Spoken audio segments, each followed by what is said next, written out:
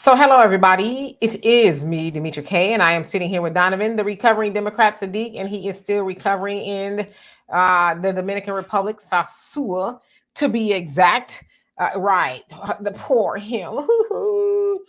Anyway, he is so gracious to join us as he is, hanging out in what he called his second home. But nevertheless, I'd like to also say a big giant thank you and welcome to YouTube, Facebook, and Twitter. You are the other side of the conversation. Not only are you viewers, you are participants because we do share the link. I think we might try to remember to do it today.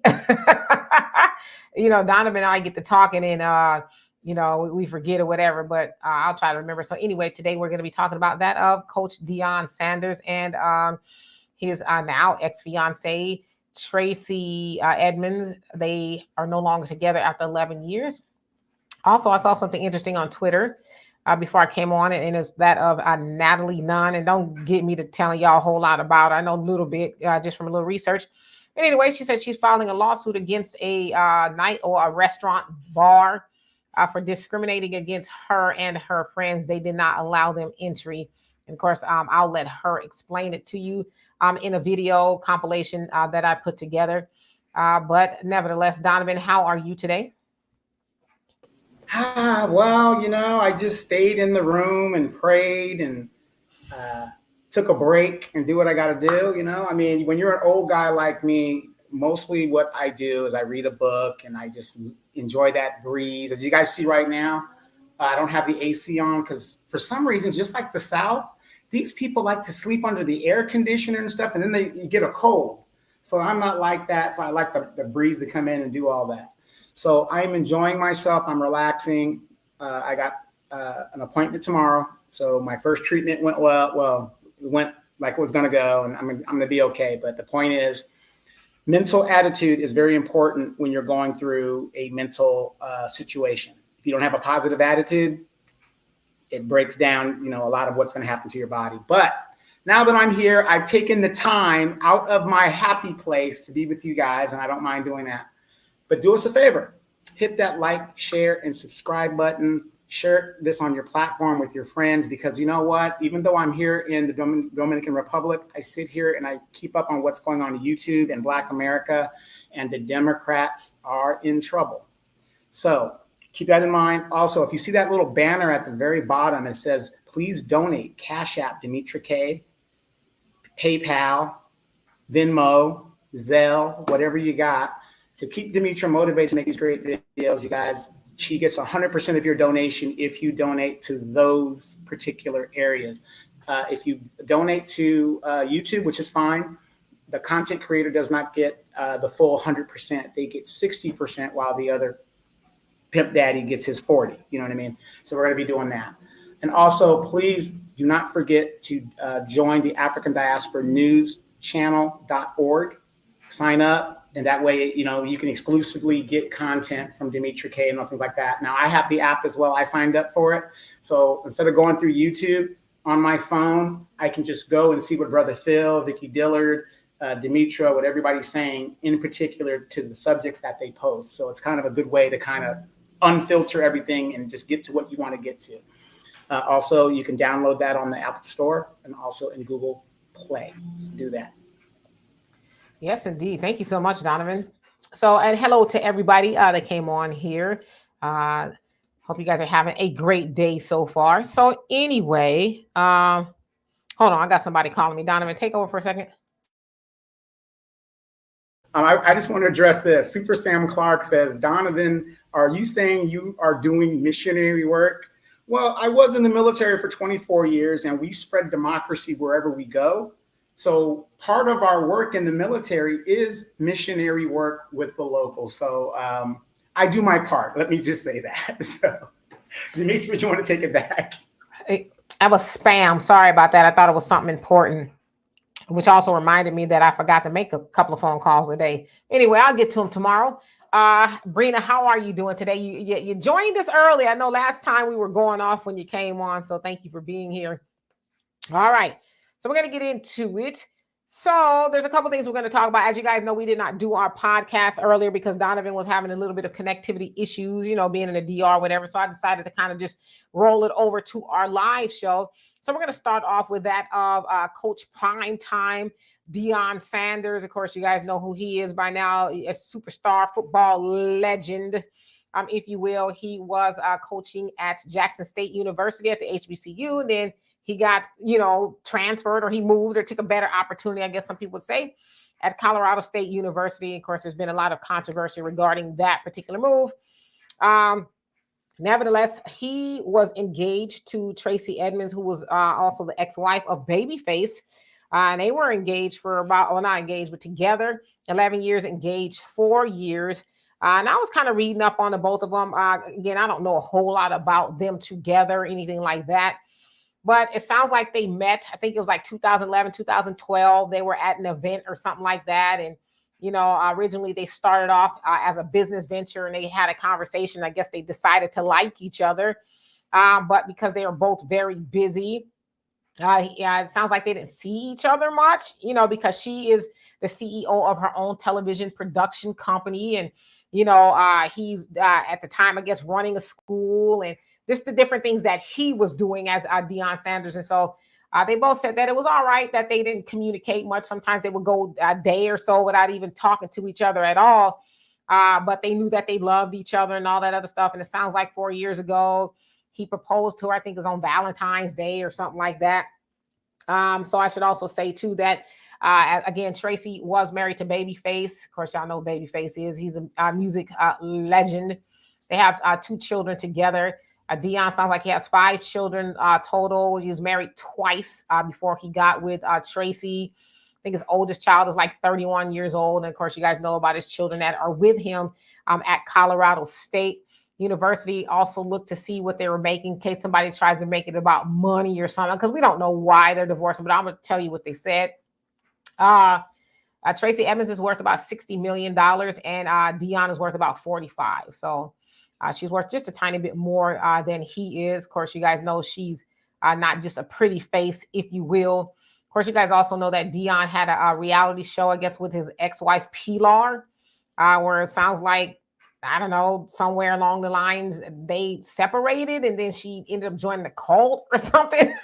She had the kids involved in the cult. I don't know. Just kind of what I was, my daughter was actually helping me research because I was doing something. So she was reading this stuff to me. But anyway, I'm going to put this up here as to what was actually said on their social media accounts. Let me actually remove that. Jim Marcus, how are you doing today? Roz, what's going on with you? All right. So this was from, sounds like Tracey first, the top one. It says, to everyone who has been there for us, supported us, and shown us love, we have mutually decided that it is best for us to move forward in this life as friends, and have made this decision with love in our hearts, respect for each other, and appreciation for the time we've shared together. Edmonds and Sanders wrote in a joint statement on her Instagram. Okay, so it also says, please keep us in your prayers as we go through this transition. Thank you for being there for us all these years. I like how she said all these years. We love and appreciate you so much. All right, so that's what she said. And then Deion went on to his social media, says, love you, Tracey, and you've been a true blessing to me. I appreciate the times we've shared and the laughs we've had. We are you are an amazing woman and a tremendous mother. God bless you with every endeavor and every step you take. You are her, Tracey Mack. So again, that was their official statements. Doesn't sound like they've made any more statements from that point. Should also be said to, of course, you guys know that Deion had some health issues. Sounds like he was on the brink of death at one point in time, had some blood clots and stuff like that. It ended up getting one of his toes, if not a couple of them, amputated and all of that. And so she was there by his side. So again, I've heard some things as to what it may be, but they sound like they're kind of rumors to this point. But nevertheless, they are not together anymore. But the one thing that I took from this more than anything, now I know they made it into a positive, but I'm like, what a waste of time.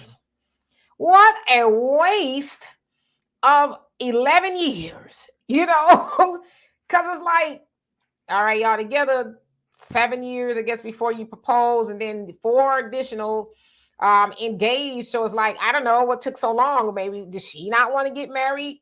Did he not want to get married? And I should both.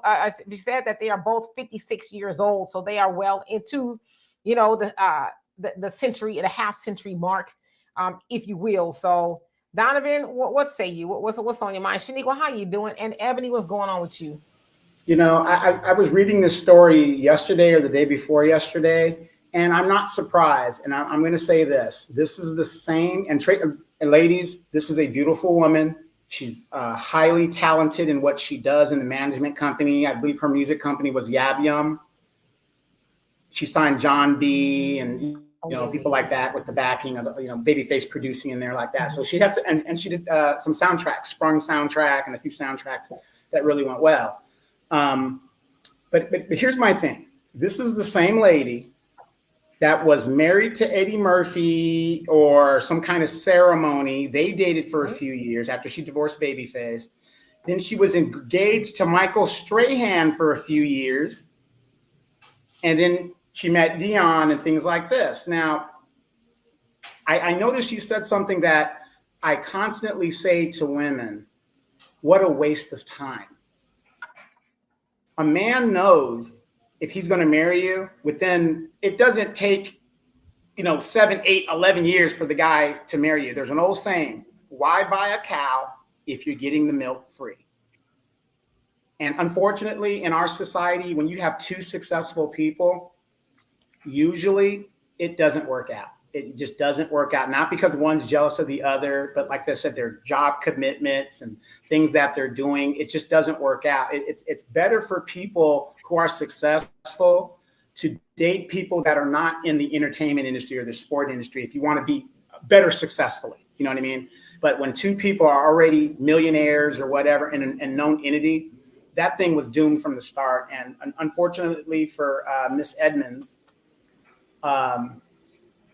she has a track record of relationships not working out. I don't know the lady. I know she's beautiful. She started as a model. She's very educated, but it just seems to me, I don't know if it's a scarlet letter, I would say what it is.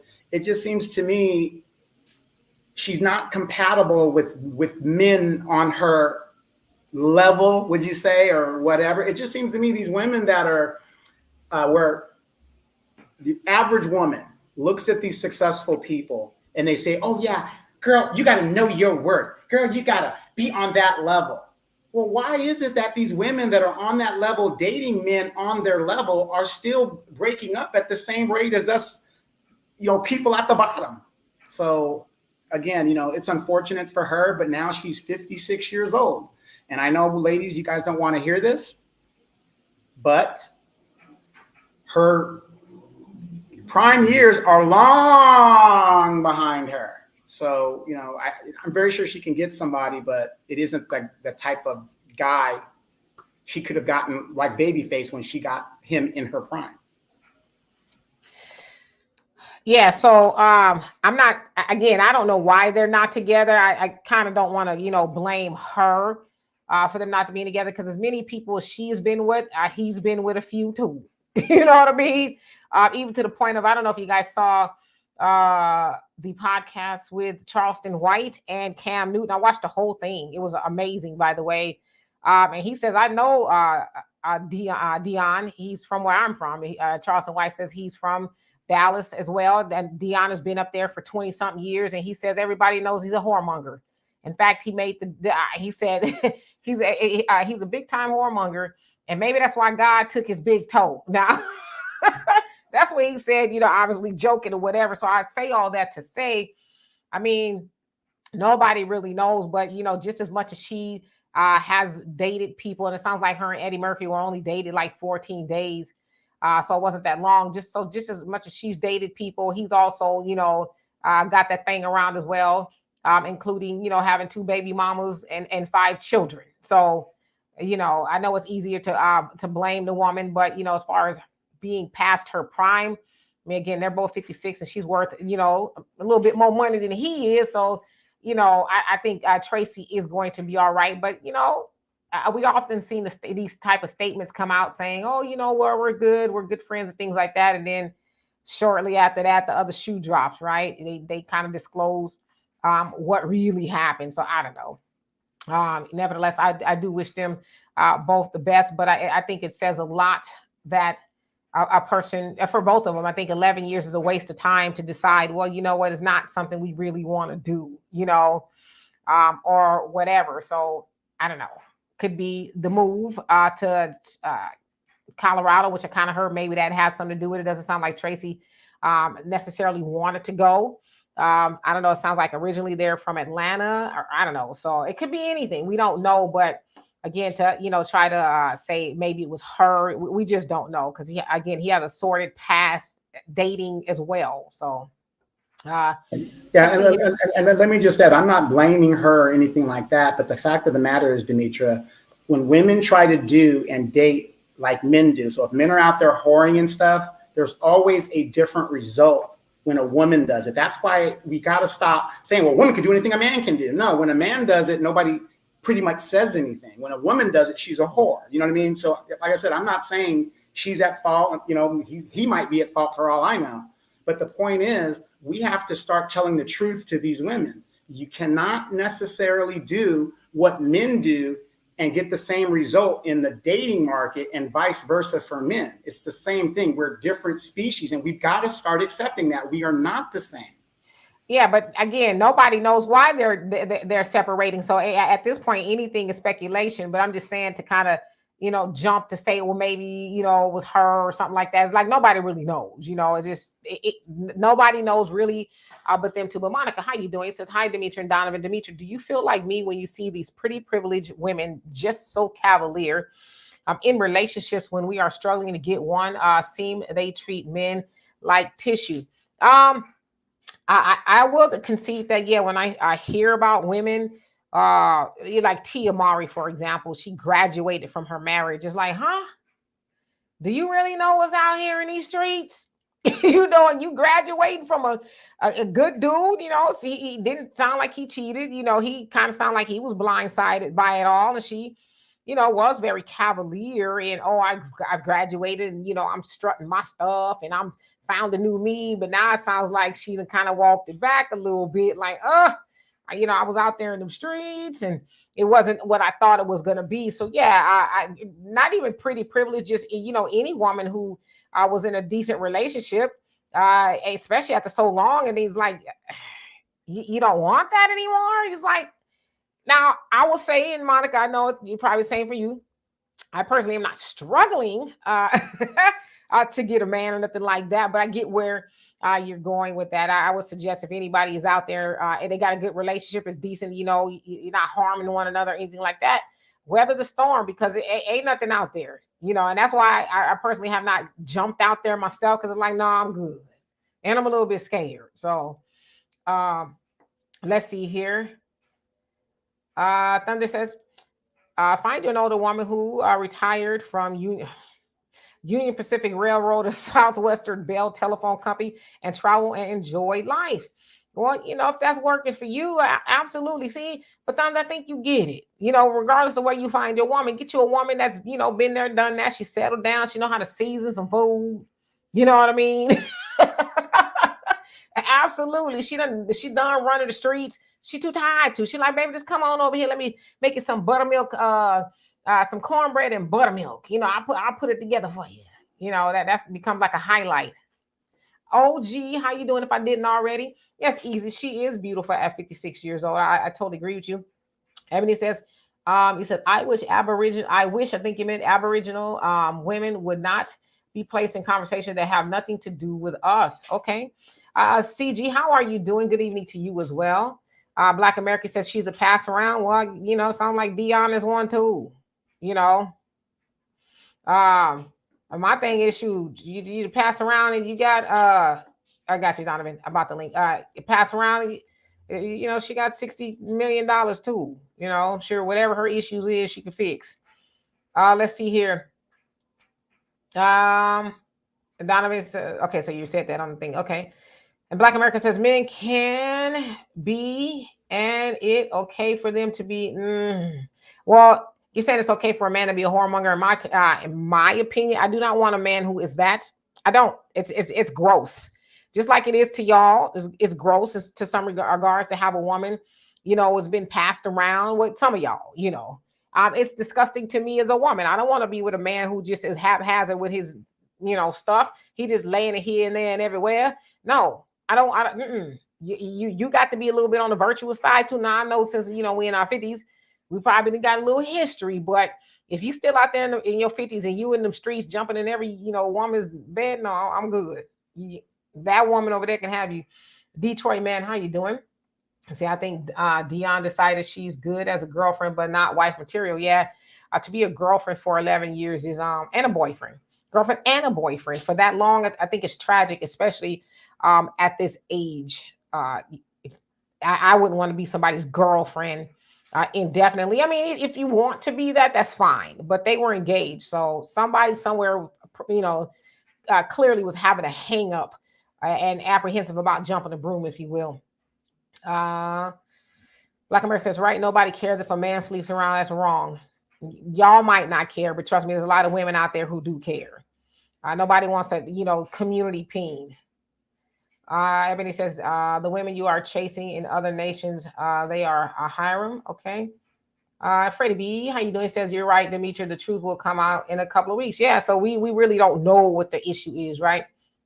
Black America, how about she passed her prime time? Haha, no pun intended, right?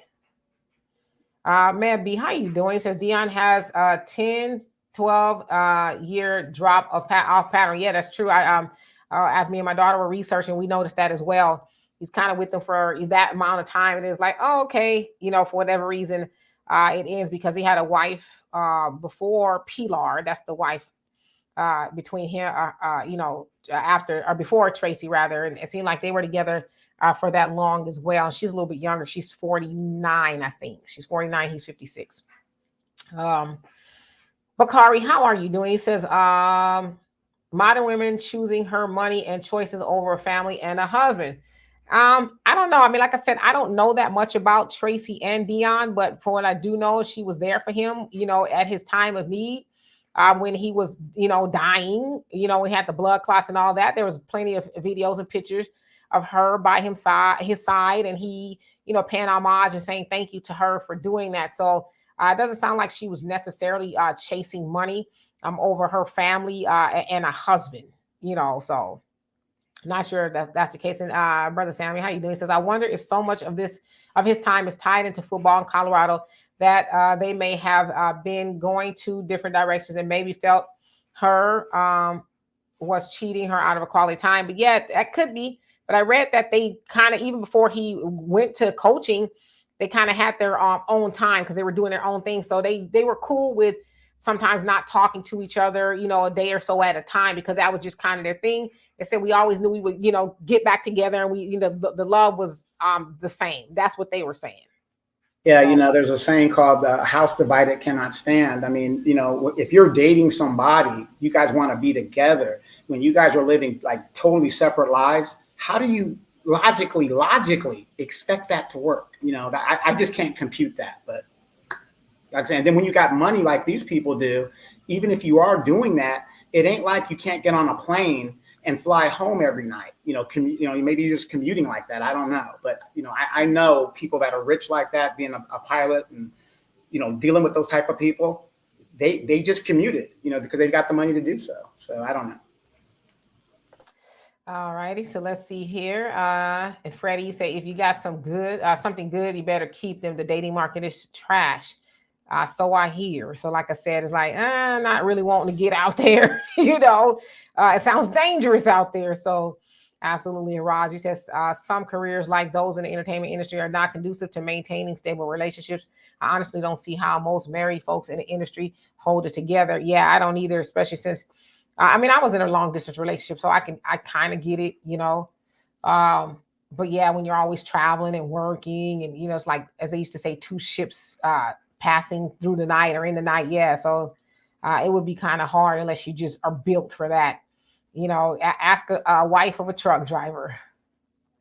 Well, ask a husband of a military member going overseas to fight the war, flying around, which is what my job was when I met met them, they couldn't handle it.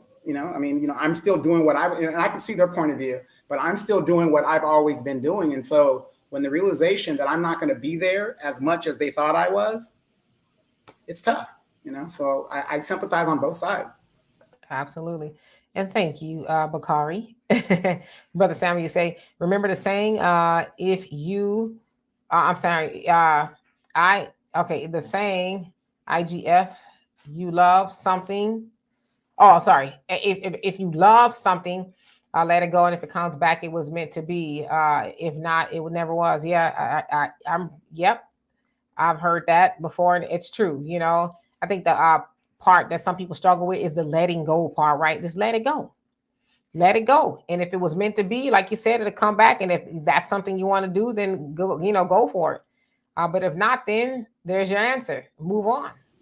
So basically, I messed up, I cheated, but baby, I'm coming back. Remember that show, Baby, I'm Back? Right. And then I mess up again, I'm messing with you. I mean, it just depends. It depends on, what those people, what they see. If it's something salvageable or whatever, then yeah, sure. Bakar, you say, so you're talking to Ebony. Okay. And then Donovan, you say the results between men and women in the dating market are not the same. Women cannot waste a man's good years, but she can waste hers. I would agree with that. I agree with that. Thunder, you say to me, there's nothing worse than when you're dating and she has to wake up, meet deadlines, find childcare, stress at work, older ladies, kids, grown, retired, and just want to enjoy the rest of her life, which is why I don't understand why a lot of people, want to get with younger people who have those issues. Like you said, when you're with somebody that's older, it's like, shoot, the kids is, they doing their thing or whatever. They not dependent on nothing. Like you said, at, that age, especially the ladies you date, they done been retired 30 years ago, so they wake up and do whatever the day tells them to do. Right. But yeah, that's kind of a part of it. When you with somebody who's significantly younger, yeah, they might have children, daycare issues, or I got to go to work and, all that. So it's a lot, especially if you are not there in your life. You're maybe retired like Donovan and, so you kind of just do what you want, but then you're dating somebody. It's like, hey, honey, I got to go to work. See you when I get off, or I can't come over because I don't have a sitter, or I can't go with you because I don't, all of that is like, that right there is truth 100%. When I date women that have, responsibilities and stuff, it's very difficult, to find time and this, that, because I'm ready to go. And then, of course, when I go, they get upset because they couldn't go. Then it becomes more and more and more of a problem. So I agree. A great point. Yes, Bakari, we do need each other. And I think, that's kind of what I like to focus on, is us trying to figure that out. Like, how do we get the nuclear family back together, as you said in comment before, because we do need each other. It's just a fact. Donovan, you say plenty of family values in women here in the DR and other countries outside the U.S. I've seen those family values over there myself.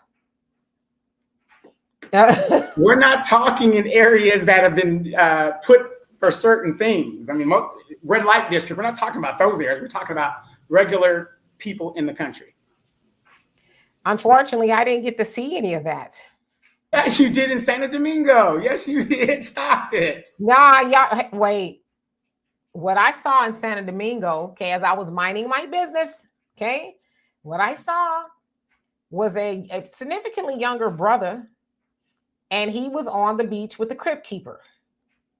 And he was, dancing with her and whining and dining. And she, they was getting their little shoulder, shaking on the beach. And he was pretending like she was his everything. And I was like, oh, I know she paying him a lot of, she had to been paying that, he was a boy toy and he was being taken care of. But, I was like, wow. So yeah, that's the other family values that I saw there. Thunder, you say, when both of you have expendable income and you can do things you weren't able to do when you're working to provide for a family or just yourself. Yeah, that's what I'm talking about, Thunder. Like, okay, we don't have all the bills and expenses that we had when we were younger children and just being tied to other stuff.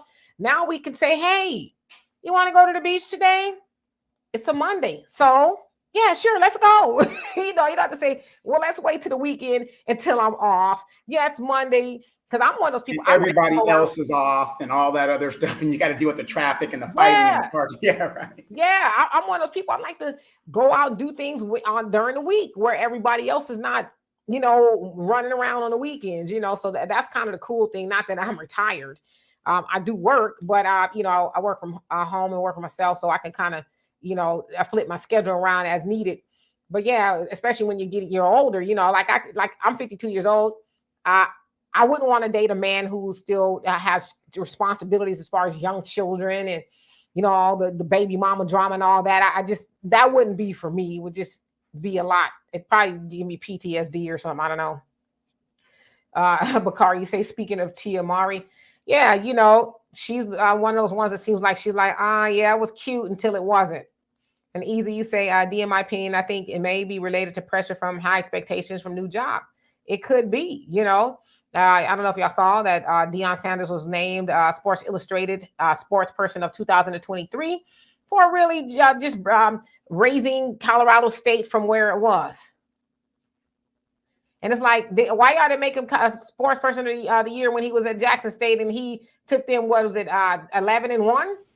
11-1, basically a winning record. But then again, he did the same thing in Colorado. Winning 5 games over what they won last time makes it a winning season. But I guess what they won one last year or something like that. So I guess Black America, you say he will have a 35 to 42-year-old woman next month. I mean, he might, but that's really his choice. But him having a woman that young or that much younger than him does not invalidate Tracey. That doesn't say anything about her. That just, sounds like a personal choice to him. So, Mab, you say many established millionaires don't want to blend money at 50 years old and above. What is the point if you're not having babies? Yeah, I mean, that could be it too. Maybe they're just like, and again, Tracey has more money than him. So, maybe she saw a lot that was going on. I don't know. We just don't know. I'm sure they have their own reasons. You don't just wake up one day, and some people do. But most people don't just wake up one day and say, I don't want this anymore. There's usually something behind it, whether it's somebody else. You know what? I'm going to disagree with that because you've got 80% of all divorces are initiated by women, and most of the reasons they divorce have nothing to do with like beatings and all whatever. Just really the negative stuff. Excuse the Dominican Republic is noisy. You come here, it's noisy. Okay, but anyway, 80% of divorces are initiated by women, and you will find in a lot of their filings irreconcilable differences, right?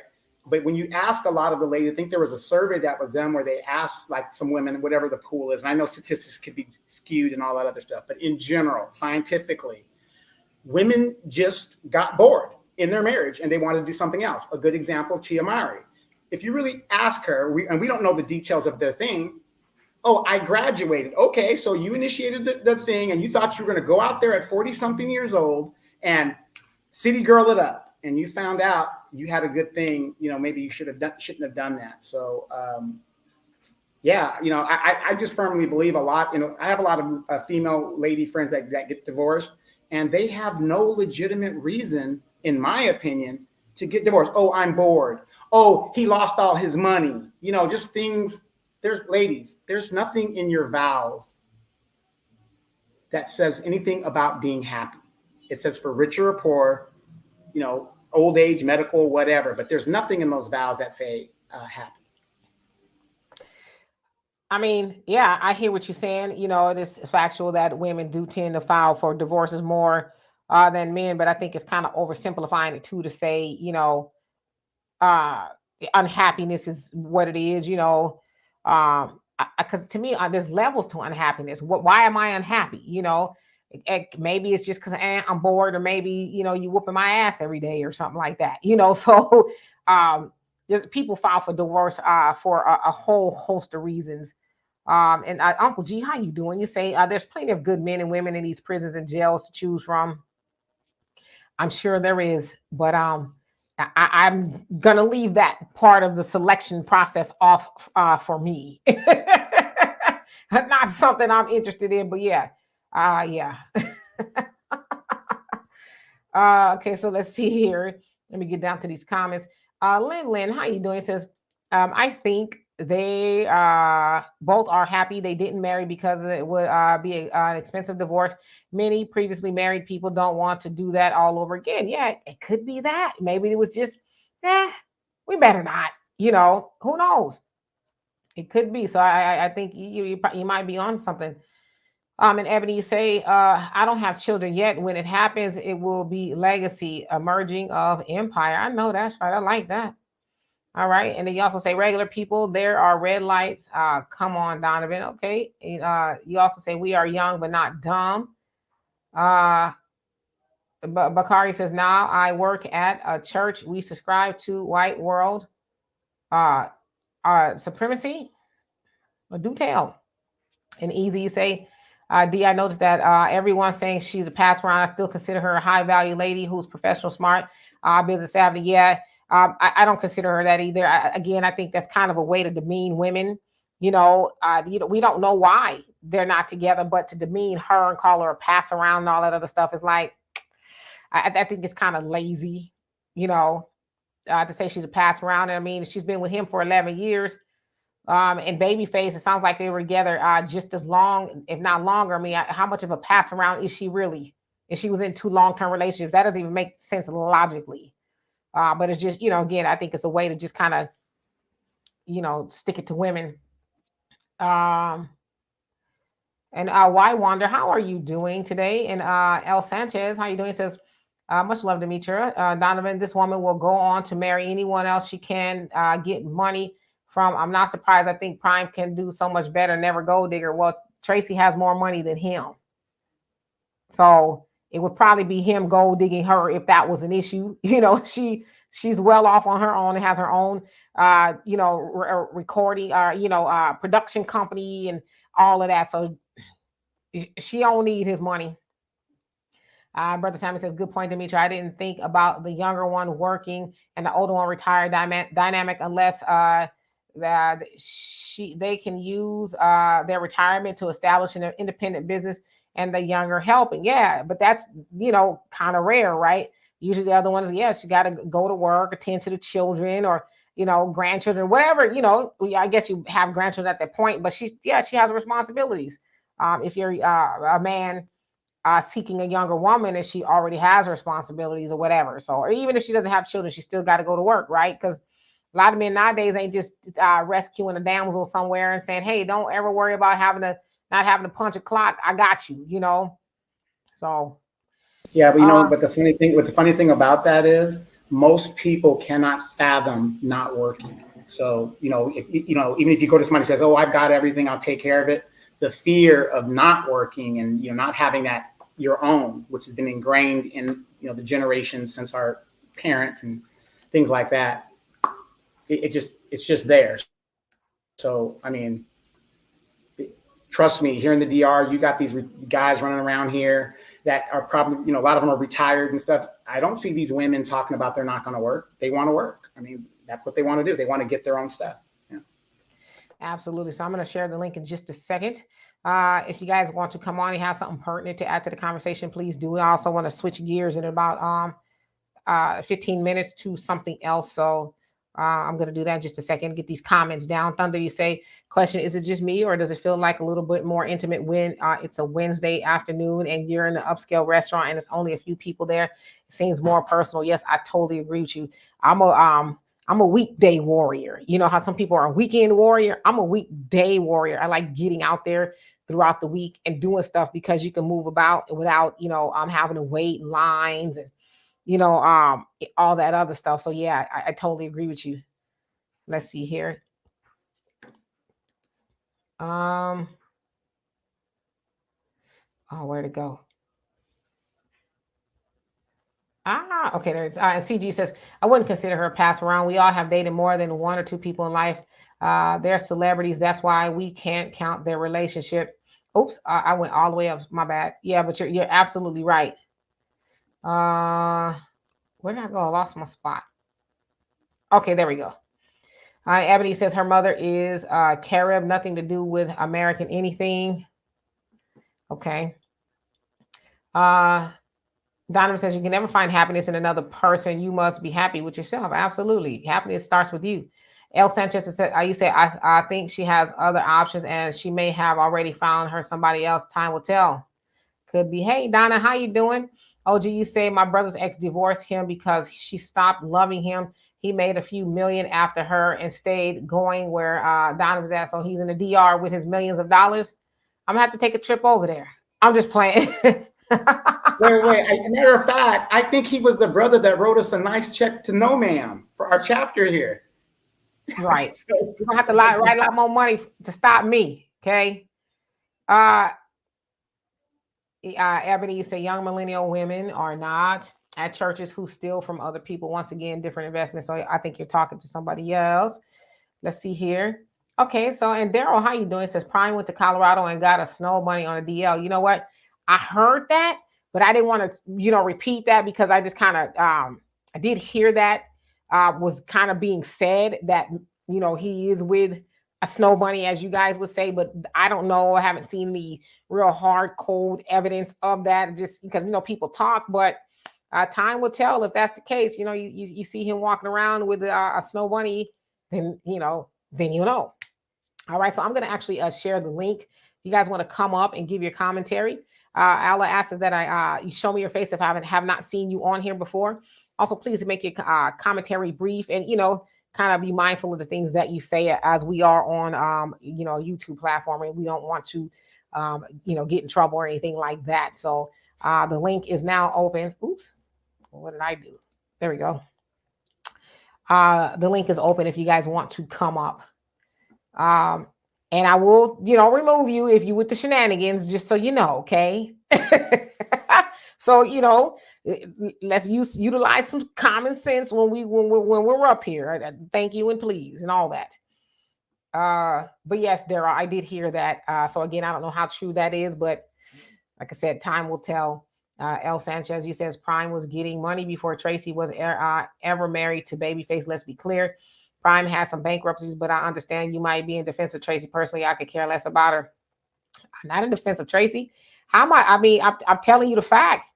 Well, how am I in defense? I don't know Tracey to even defend her. I'm just telling you what the facts are. You the one came on here, throwing shade, if you will, at Tracey. Why are you calling her a gold digger? I mean, go to Google or whatever. You can see that she ain't broke.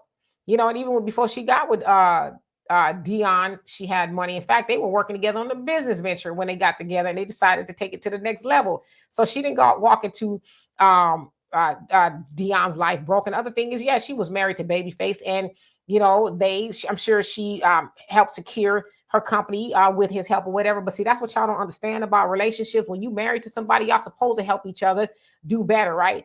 Leave each other better off than when you found them. But it's only here, especially with Black women, she gets demonized as a gold digger if she, gets some money or has a company or something or whatever. But I'm not defending Tracey. I'm just telling you the facts. You don't like the facts, that's on you, not me, sis. Hey, Buckhorse, how you doing today? Donovan is damn no, ma'am. And Ebony says, will men admit they are fearful of women who have it before them when walking into something? I personally don't think all men are fearful. I don't even think a lot of men are fearful of a woman having more than them. I would say this though, if you are a man and you're in that situation, don't get with a woman that's got more than you if you can't handle that, because what'll happen is you'll end up, browbeating her or, trying to make her feel like she's less than because she's got it like that. And the other side of that too is if you are a woman and you have it like that and your man don't have it like that, don't use that as a weapon against him. Like, oh, I got all the money and you do what I say and all that, because he ain't gonna be there long. So and everybody say not more, just having their own. I have a good friend, and Donovan is one of my good friends, and they have their stuff together, and they say they prefer a woman that has her own, at least come into the situation being able to take care of herself. I mean, men want a woman that needs them, and I'm not a man, so I can't really speak for him. Maybe Donovan, could co-sign this, but they don't want to be with a woman who is needy. You know what I mean? Oh, can I get $1? Oh, I don't have this. I can't, it's like, if I meet you, like, well, what was you doing before we got together? Was you sustaining yourself? Now all of a sudden we're getting together and you can't do nothing for yourself. What was you doing before I came into the picture? So 100.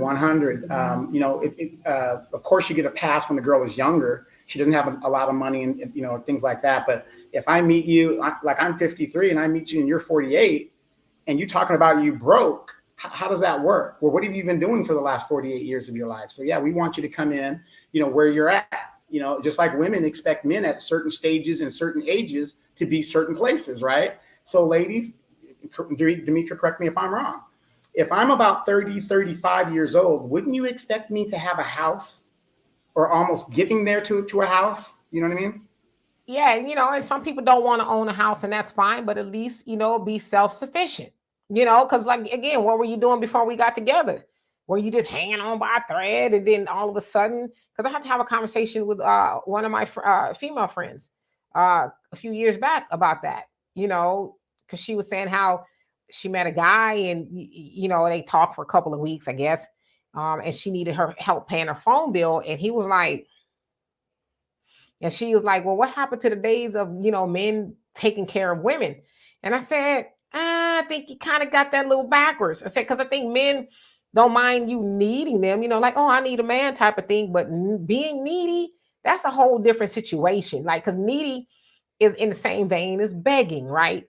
Oh, can you give me this? Can you give me that? Can you do this for me? Can you do that for me? It's like, well, how did you make it this far? And also tells a person, even not even a man, but a woman too, is like, is this going to be our relationship where you're very needy and it's always something, So I don't know.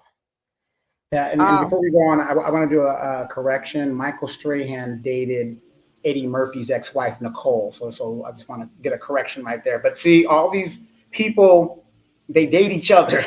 They're in a circle of wealth and they date each other. So right, so that's why I was like, it doesn't make sense that she was a pass around if she's been with both men a significant amount of time. Sans Eddie Murphy, sounds like they were only getting married 14 days. So what was that about? And OG says, if Black women are gold diggers, where did they learn this behavior from? White women, maybe. Yeah.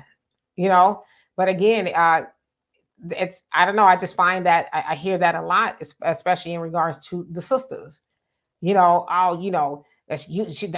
gold digger, but nobody else's woman is told that she's a gold digger for wanting to, marry up or expecting to be with a man who could at least take care of her, right? But the other way around is like, oh, y'all gold digger, you just want a man. But the other men, they expect to have to do that, because I think they're kind of, I mean, the brothers are too, but for whatever reason, there's a lot more emphasis on that with them. Like, they know that they're not whining about it, they're not crying, they're not calling, their women gold diggers or anything like that. So, and hey, Brad, how are you doing? We love you too. Thank you for joining us from Facebook. And Ebony, you say if she's a Hiram, she's needy for sure. Laugh out loud. I don't even know what any of that means at this point. I really don't. So forgive me for that. Black America says Babyface gives her $3,700 a month. Damn, we broke. I mean, I don't know. Yeah, no, 37,000. I'm sorry. Yeah, that's what I mean. $37,000 a month. I don't know what that's about. If it's alimony or whatever the case is, how much is Babyface worth? I'm sure he's worth hundreds of millions. Quite sure he is. So I'm not sure what that's about, but maybe it's alimony. All right, let's see here. And Ebony, you say it's shaming when Aborigine women began choosing empire men of their nations. Those discussions will cease. Okay. Thunder, you say, and again, you guys, the link is open if y'all want to come on and add on to this conversation before we switch over. I'm going to put it back in the comment section. Thunder says, how does this sound? We both have financial means and we work together. I'm out in front and you're the reverse. I'm sorry, reserves. You're the reserves. I get knocked down, you pick up the slack until I'm back on my feet. Yes or no? Yeah, I totally agree with that. Yeah, that's why I don't understand why men get with women that can't do anything. Like I said, it's cute. At first, she's it's cute at first, but then, like you said, when it comes to the crunch time, you need her to pinch hit. It's like, well, I don't know how to do that. Well, why I got to do that? Why you expecting? Because you never set those expectations. You just told her all she had to do is just sit pretty, spend your money, and whatever else you would require her to do. So yeah, totally. Yeah, but somewhere along the line, for the younger women, that got messed up because these younger women think that, okay, I get with a younger guy that's equivalent to her age or whatever. So you're a young woman, you're 25, 26, and they think their job is to spend the man's money, and they don't want to spend any of their money to help them build. And that's what I'm saying. The messaging has gotten wrong somewhere as we teach the next generation. Hey Moni, how you doing? He says, much Detroit love, my gorgeous brown sugar boom. Just wanted to stop by and say hello to you, the Yule Brenner. Look, I'm loving the baseball hats. Okay. Yeah, Ebony say, oh, it said be a doormat. Okay, got you. Um, yeah, I don't know about the younger woman, not wanting to spend her money. I mean, I'm sure that happens a lot. But yeah, I can't speak enough about getting somebody who you're on the same page. I was listening to this show last night, and he's an older guy, and he's 66, and his wife is 46 or something like that, 45. I don't know, somewhere around there, 47. And he says he's retired, but she works. And his health is all right, but he fell. He fell down, and he could not get back up. And so he says that, he had to scoot because he didn't have his phone to go get his phone. And then he kept thinking, oh, my wife is not home. If my wife was home, she can help me. The dog was here and it was looking at me and I didn't know what to do. And it's like, well, for one thing, if I was his wife, a younger woman, I'm like, you falling out and you can't get up.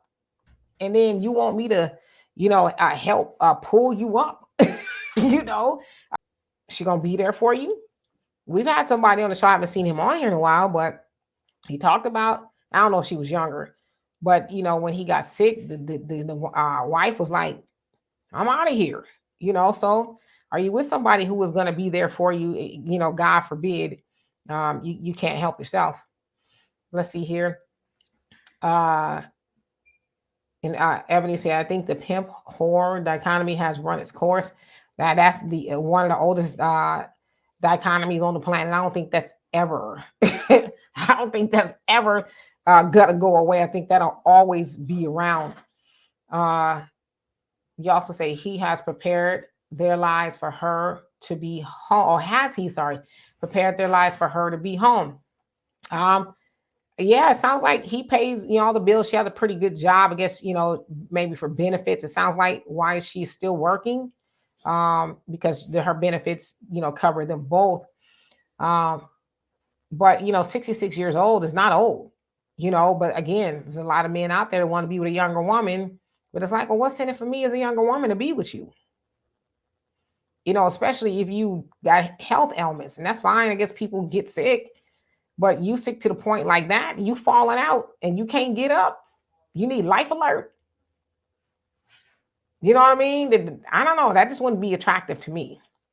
But if I was a 66-year-old woman or whatever, I'm home, I guess, but I don't know. Maybe I'm cold-hearted. Donna says, get a woman that can recognize the signs of a heart attack and stroke. You know what I'm saying? Because, nowadays you be with a younger woman and she see you getting the twitching and stuff. She might think you're doing a new dance or something. But yeah. Hey, Sagittarius Goddess, how you doing?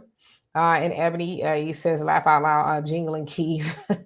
And Mona said, Demetra, I'm starting to notice more and more people not liking the Democrats, and Trump is really going to have more higher support, more than other Republicans. Your beloved Texas is going to help. Well, I mean, whose fault is that? Whose fault is that Trump is getting more support? Is it Trump's fault or is it the Democrats' fault? I mean, you cannot neglect your most loyal group of voters and then expect for them to continue to hang around. I mean, who does that? So let's see. I think Buck Horse is trying to come on here. I don't see that his device is connected, but as soon as, there it is. Let's see. See if he comes all the way up. But yeah, whose fault is that people are finding Trump more attractive? Is it Trump or is it the Democrats? I don't know. Hey, praying for it says praying for Annalicia. How you doing? It says late but present. Yes, indeed. Okay, Buckhorse. I'm free to bring you up here. I don't know what happened to Donovan. I think maybe they have something else going on. Hey, how you doing? You there? Buckhorse? Yes, ma'am. What's up with you? I'm here. I'm here. What's on your mind? I'm here. Can you hear me? I can hear you. Hold up. Hold up.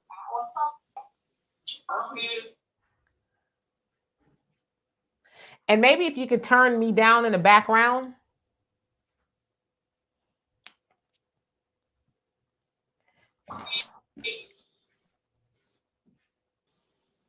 Yeah, I can hear you. I can hear you. I can hear you. All right. So what's up with Yes, you? ma'am. I think we're having a delayed interaction here. Can what's on your mind? Yeah, I can hear you now. I can hear you. What you got to add to the conversation?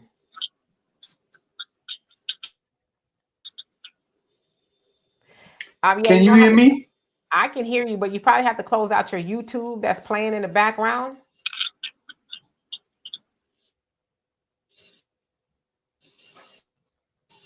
But Okay.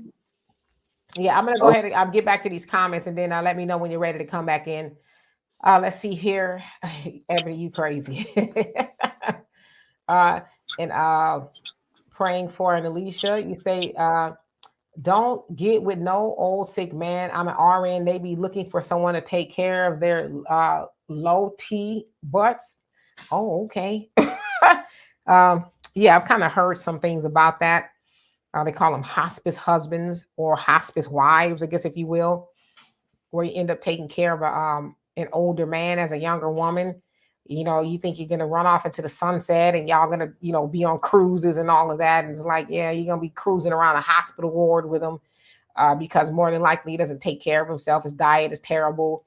He burnt the candles at both ends, and now he's got this young hot thing, and he's turned her into his nurse. So, uh, and let's see here. Ashanda, how are you doing today? He said, just wanted to say shalom to Demetra Motherfucker, and Mike, Brother what? Curtis. I'm listening to cut. So, Buckhorse, are you there? Yeah, I can hear you. Okay, I can hear you. what's on your mind?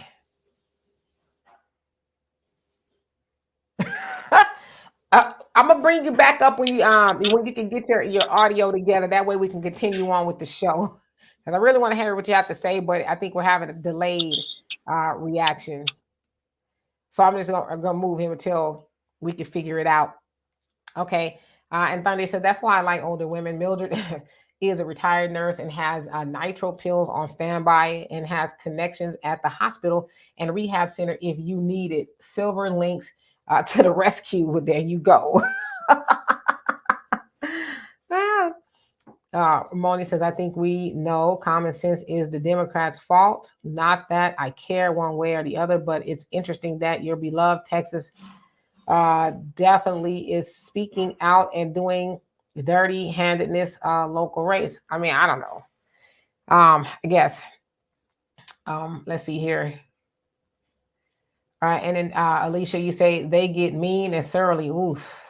That is so true. Why is that? If you more seasoned men, if y'all can help me with that, why do y'all get so mean? Just mean, like you said, surly. You just oof. Why do y'all get like that? Especially, you get with a younger woman. She ain't trying to be putting up with your grumpy behind all day long. Let's see here. Marnie says the only one I've seen that's really good coming out of Texas is Dr. Candace. Says I really like her. She speaks up for the people and not scared to expose corruption. Yeah, I actually personally know Dr. Candace. So yeah, she's really out there doing it big, putting them on notice. So absolutely. Ebony, you crazy talking about some orthopedic shoelaces. It says, why wouldn't you refer to yourself as why would you? Okay, well, I'll let him answer that. Oh gosh. Hey, average logical thinker, how you doing? And All y'all right. know better. You there, Buckhorn? Y'all know better. I'm gonna talk. I'm gonna talk to you. Okay, go ahead. Yeah, same old shit. Yeah. Yeah, I'm here. I'm here. Yes, ma'am. Talking to the family. What's How on? you doing, Queen? Love I'm you. doing. Love I love you. you. Oh, I love you too. Dono, What's what's on? up, Dono? I don't know what Donovan back there doing, but I'm here, Queen. I'm listening to you, what's Queen. on your mind, brother? Everything that you be talking about, and a lot of things you be talking about. Queen, keep spitting that knowledge. That's all. Yeah, yeah. Well, thank you so much, Buck Horse, and I'm gonna drop you back down. But thank you for coming up here. And my phone froze or whatever, so this joint's stupid. You know how it goes. I know, yeah, I get it. Trust me, I know. But I'm gonna drop you back down. Yes, ma'am. All right, bye bye. Okay, so yeah, I'm just reading you guys' comments. What's up? Hold on, you guys. Donovan, are you there?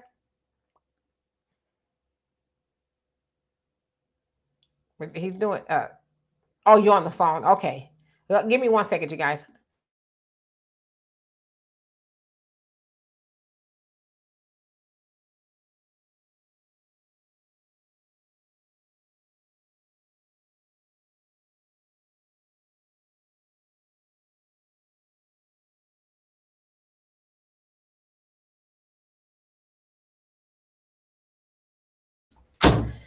Sorry about that, y'all. I got stuff going on in the background, so my apologies. Okay, GP, how you doing?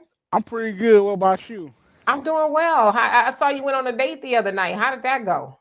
Well, it went pretty good, but thing is, I got a lot to add to this conversation, and I'll tell you about the day. So basically, like about the relationship dynamic you were talking about, I'm saying like I like older women because I set a 6 fail limit for myself when I was a teenager, and then I feel Do that me they. a favor and put the phone a little, I guess, maybe closer to your mouth so we can hear what you're saying. You hear me now? Yes.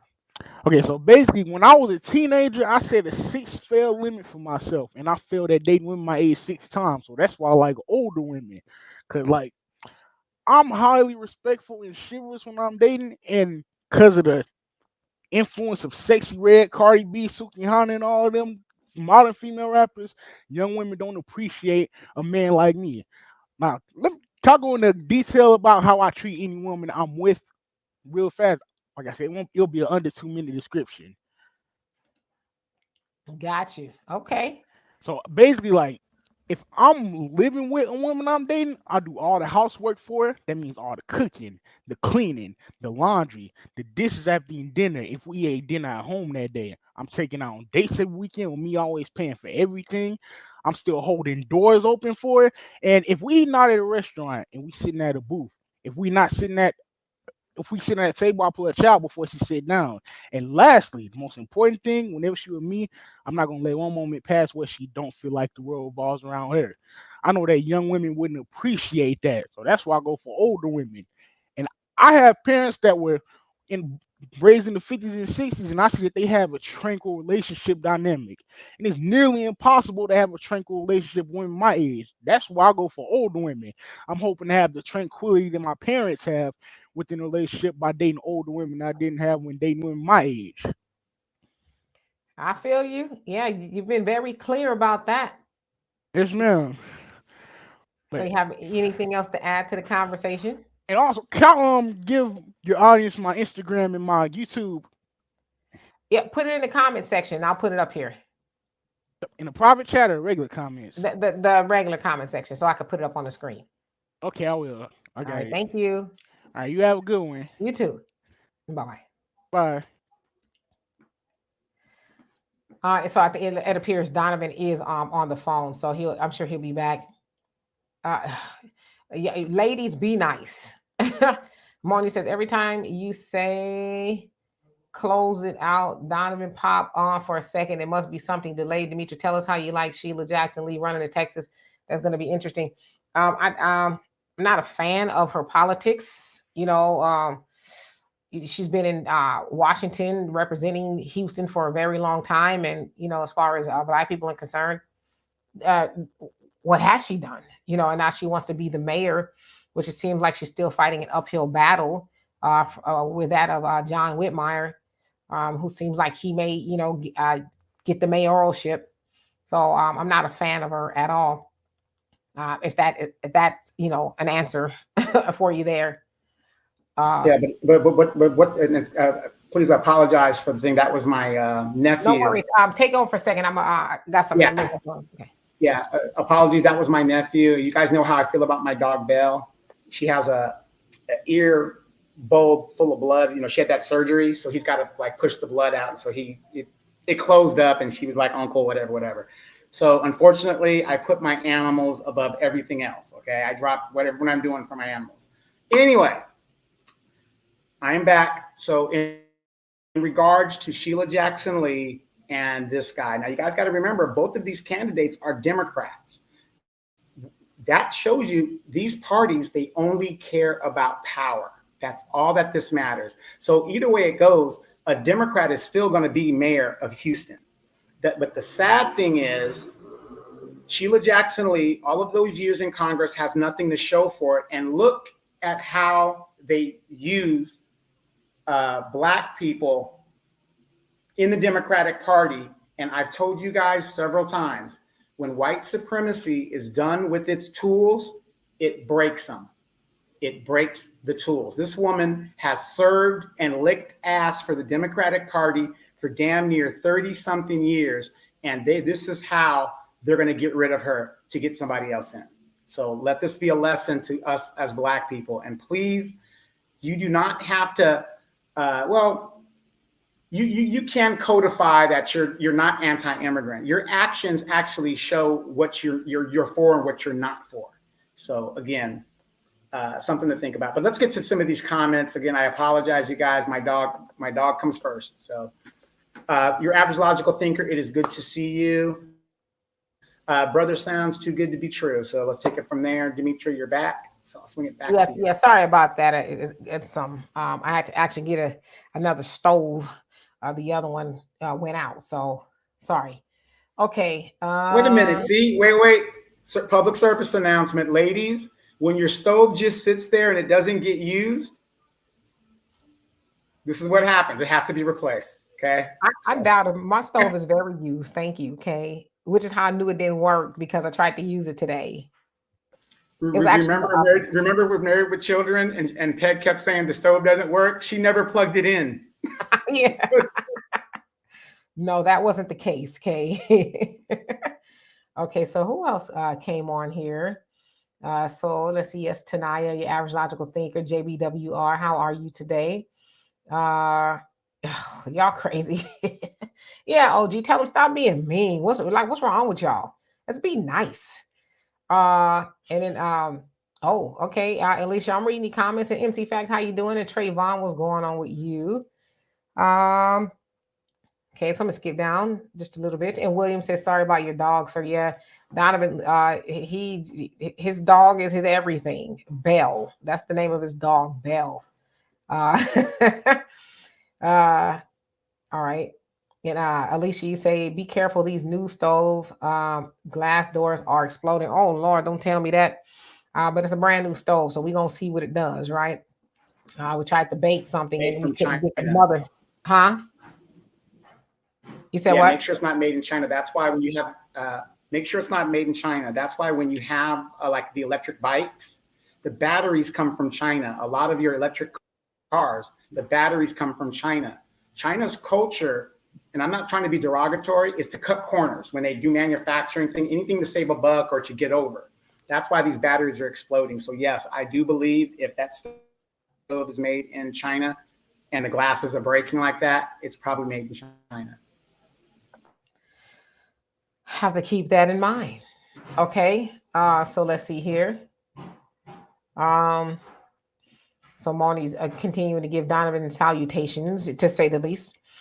Easy. You say, D, you working that stove? Yeah, my daughter as well. She probably at this point, I think we use it about the same. She was cooking today and she wanted to use it, and we noticed that it wasn't working. So it's cold, so we want to bake and all that. So you kind of need a stove to do it. Sagittarius, goddess, she says, when it don't get used, right? Yeah, Donovan tripping. And praying for Alicia. She says, yes, Donovan, I have 2 German Shepherds. And William, thank you so much for the donation. Love and appreciate you for that. Your average logical thinker says, my stove and oven are used at least 4 to 5 times a week. No cap. Yeah, same here. Yeah, absolutely. At least, yeah, eating out is not something we really like to do. So yeah, you're gonna give your stove a lot of wear and tear, and we don't use the microwave at all. So Black America says, this young man is the reason I think of having more sons. So you want to have more sons to do what? To do what with? Kimberly, how you doing? He says, first time on your channel, Dimitri. I'm enjoying your show, and we're enjoying you being here. Thank you so much. And MC Fact says, got to get it made in America. Okay. I will. I don't even know what it is because it's being installed right now. So let's keep our fingers crossed. Alicia says, so does your concrete. That's why these stairs are crumbling. So you talk about streets. So you talk about, oh yeah. Yeah, they're not making things the way they used to. That's for sure. Ebony said everything is cheap there. Aborigines have American and European blood lines. Nothing we've ever produced was cheap. Alicia says, girl, I pulled my stove out. It was a $2 wire. I fixed it myself. Yeah. This one, I guess something they couldn't replace the motherboard, especially nowadays, a lot of the ovens are electric. So if the motherboard is blown, there goes the whole stove. So, and then you just keep having the same. You don't cook issues. On no electric. It's all gas with me. I don't do no electric. Well, it is gas, but I'm saying, the dials, they're not like yours where you have to actually put the coal in the oven and you have to, heat them up. They're not like yours. Hey, my mama told me that like when it gets super cold and you don't want to run up your electricity, turn that stove on. That's a good way to die. Okay. I don't know if you necessarily want to do that. Donna says even products made in the US, many of them, many OEM are made in China or Korea. And William, you say a lot of these stoves don't have grills anymore. They have electric coils under ceramic glass. Certain skillets must be used with these kind of stoves. Yeah, so ours is gas. So I do like that. Although sometimes, gas can be kind of tricky trying to light it if it goes out and all that. So you should always have a professional do that because you don't want to blow the joint up. And Steve, how you doing? He says, good evening, King and Queen. He says, and viewers, Donovan, I need your help. Please inbox you my number.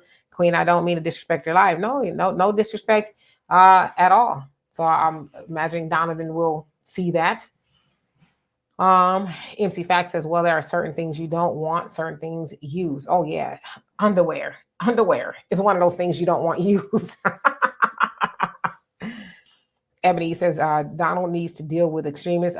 A precedent has been set with them being charged $1.2 million. All right. Alicia says, I don't want wood burning stove in my house. I'm building. Oh, so you do want one. Okay, wood burning stove. Oh, that's pretty cool.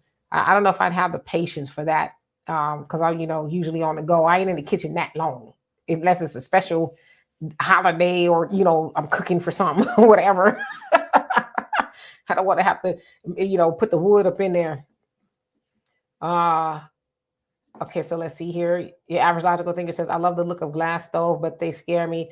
If a house has gas, I skip it. Yeah, the glass stoves are cool. I think the surface can scratch, they don't remain for whatever reason. You might spill some on it, it burns and you kind of mars the surface. So that's what I don't like about those. Moni says, Dimitri, on your Instagram page, it always shows like a stone wall. Is that apartment you're in? No, it's a house. You're in. Are you in a house? Are you renting? Do you own? Interesting structure in the backdrop. So no, I'm renting. Originally when I moved here, I was wanting to buy, but the real estate market was crazy. I mean, people were just bidding outrageously, especially on stuff that was just like, you really want to buy that? And so, of course, now we know a lot of those people are going to be underwater, if not already, in some of those houses. And so I just decided to rent until further notice. So, but it is a house. Unfortunately, I can't live in an apartment. I mean, I could if I had to. But it's just easier for me to live in a house, because I work from home and all that other stuff. And MC Fact says, oh yeah, underwear for sure. And Thunder says, no ma'am, no ma'am. There comes a time in every man's life when he has to say no ma'am. Right. Y'all just don't say it at the right time, though. And your average logical thinker says no gas ranges, Demetra. Yeah. Gas don't bother me. Actually, I prefer cooking with gas, other than the electric coils and all of that. I'm a little bit old school. Moni says gas is a lot better. I really don't care for electric because it's too long to cook. You have to really have it on over half an hour, really get it cooked. Yeah, you have to have it even and all of that. So sometimes you do have those issues. Yes, Alicia, prices in Texas are crazy. So that's kind of what happened. William said, Donovan, I have a document I want you to look at before I send it off to my state representative or senator. I need your email for your review. Demetra wants to look. It's great too. Yeah. Donovan, I'm sure, will look at it, and then he'll pull me in on it or whatever the case is. Monica says also, family, check out the 1929 Snyder Act, reparations for indigo descendants of slaves, to see if you qualify for money. The Dems are hiding bill past October 3rd, 2023, trying to make it others good money. Alicia says, Donovan, so true. Glad I own my own land in Prime East Texas. Hello, Rick. How are you? And Ebony says, tell them to say no, ma'am, during the rising action. They ain't going to do that. They're not going to do that. Okay. It sounds good until it's not. Okay. Alicia say, I got my Don looking into that Snyder Act. All right. So let's transition, shall we? So I'm going to show y'all something that I saw on a Twitter, actually. Okay. So I'm going to try my best to explain this to you guys. So Donovan's probably more aware of her than I am because he is into more reality television than I am. But nevertheless, this chick, I think his name is Natalie Nunn, okay? And she's on a show called Bad Girls Club, and I guess it comes on Zeus Network. It's really like... No. She's on the Bad Girls Club. She started in the Bad Girls Club, I think, season 6. How I know this is because I tried for years to get my nieces to go on the show. So... Right. So nevertheless, I think it's on Zeus, and it's like a real hood network where they do a lot of, fighting and all kind of stuff. So nevertheless, she tried to go into a restaurant in Washington, D.C. with her and her homegirls. And this is what happened. I spliced it together. So I'll explain it to you. For what you'll see is her explaining what happened. And then I guess there's some footage of what her and her friends were doing before they got to that particular spot. And I muted the music on the last 2 very quick slides. So here we go. Table reserved.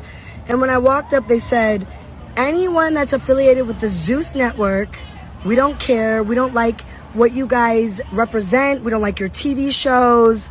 I gave them my American Express card on file earlier to book a table. They said I could not come in because they don't like the black network that I work for.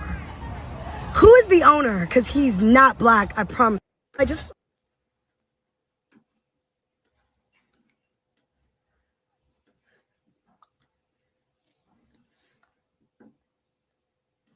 Okay. So what you saw there is what her explanation. So she says she's filing a lawsuit because, they would not allow her and her friends to go into the club because they said, we basically know who you are and what you guys do, and we don't want that element here, right? So she also says, and I can guarantee you that they're not black. Well, I did my research, and apparently, the guy, I don't know, unless he's very light-skinned, he seems like he's black and has a black environment, ambiance, and all that. They got a lot of black people working there, and, they have things that are catered to black people. So, it sounds like maybe she's off. But I will tell you, this is what they said on their website, and it's called The Park at 14th. That's the name of the club, or it's like a bar, restaurant. And this is what they said. To enhance the experience of all our guests, we ask that you respect our dress standards. We consider hats and some athletic wear extremely provocative, tattered or poorly maintained clothing too informal for the dining experience we provide. While we want our guests to be comfortable, we consider overly casual attire to be inappropriate at the park. We request that no t-shirts be worn to the venue. Guests that arrive in t-shirts may not be allowed to access the venue, and no refund credit will be provided. Clothing emitting offensive odors, so y'all kind of know what that means, marijuana probably, is not permitted to be worn anywhere on the property. While we do make exceptions, our exceptions are based on the execution of style and attitude. We consider your tone and demeanor as a critical part of your dress. Please understand the final call is at the discretion of the front door and management. Okay, so that's what they're saying. Now, per everything that, oops, let me see here. I blocked myself out. Per everything that they said, right? And what you guys just saw, they pretty much described them, in what they did not want in their establishment. Now, from what I understand, the last two clips that y'all saw, the twerking and all that, that was right before they got there. And they, again, were turned away. And so it's like, whoever was at the bar, the club, or the restaurant, they knew who she was. And they're like, because we don't do that here. But the other thing is, I'm not sure how old Natalie Nunn is. I'm sure she's probably in her 30s. I don't know. Imagine close to it, give or take. She's in her early 40s. Huh? Early 40s. Okay, so early 40s. Yeah, and you're still behaving like that. So yeah, the other thing is too, why would you want to go to anybody's establishment and behave that way? Like, what happened to, people who just go out and act civilized and sit down and they eat and, they drink and be married? What happened to that? So, she says she's filing a lawsuit, but it turns out, from what I understand, the guy looks like he's black. He's not white. But she thinks that because he or whoever it was denied her access, that it has something to do with her being black. No, it has something to do with you being whack. So Donovan, what say you? Oh, you're on mute. Good old Natalie Nunn. Good old Natalie Nunn. Now, her Wikipedia says she's 38, but when she was on the show, there was a controversy about her age because the younger girls were saying, "You old chick." I mean, the show was out of control. And we know when you're an entertainer, sometimes you don't use your real name. You don't really tell your real age. But Natalie Nunn on her Wikipedia says she's 38, but I believe she's in her early 40s. And she was the girl with the jawline. She had like a, definitive jawline. And she's got some surgery on that and did whatever she had to do. But does the owner being black or white make a difference? Because, see, this is what you got to do if you're going to file a civil rights lawsuit or something like that against a private establishment. You got to show the bias. So when a white guy prevents you from going someplace, it's racism. But when a black guy does it, it's not. It just doesn't make sense when you do that. But a person does have a right at a private institution to pick and choose who they want to come into their establishment. That's why it's a private. It's like if I came into your home and you say, I don't want no black people here, there's no law that stops that from happening. So this is just another example of, number one, us not knowing our rights. Number two, a big money hustle because everybody's suing everybody. And she's a mother and she's been married for quite some time. And it just goes back to show a lot of you ladies who are in denial that the older women are competing with the younger women. To still have that type of behavior is totally ridiculous. Natalie Nunn, if you watch the show in her previous years, that is what she's known for. That's why, ladies and gentlemen, what you do when you're younger can come back and bite you in the ass when you're older. George Santos, he just got removed from Congress. What he did when he was younger, all the way in Brazil, came back to haunt him as an older person. So when we're out there robbing and stealing, twerking and, whatever, ladies, that OnlyFans, the internet is forever. It's forever. IG, all the stuff that we're posting, it's forever. And that's what she was known for. And you can't run from that. You cannot run from that. And if that was the guidelines that they put out, they have every right to do it.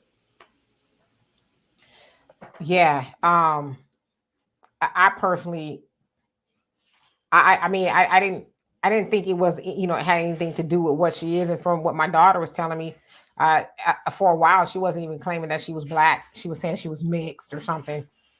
So, you know, now she's a Black woman, you know, a full Black woman. I mean, if you mix, you're Black, but, you know, now she's, you know, she's completely Black. But yeah, I didn't think it had anything to do with that at all. It's like, you know, like you said, your behavior precedes you.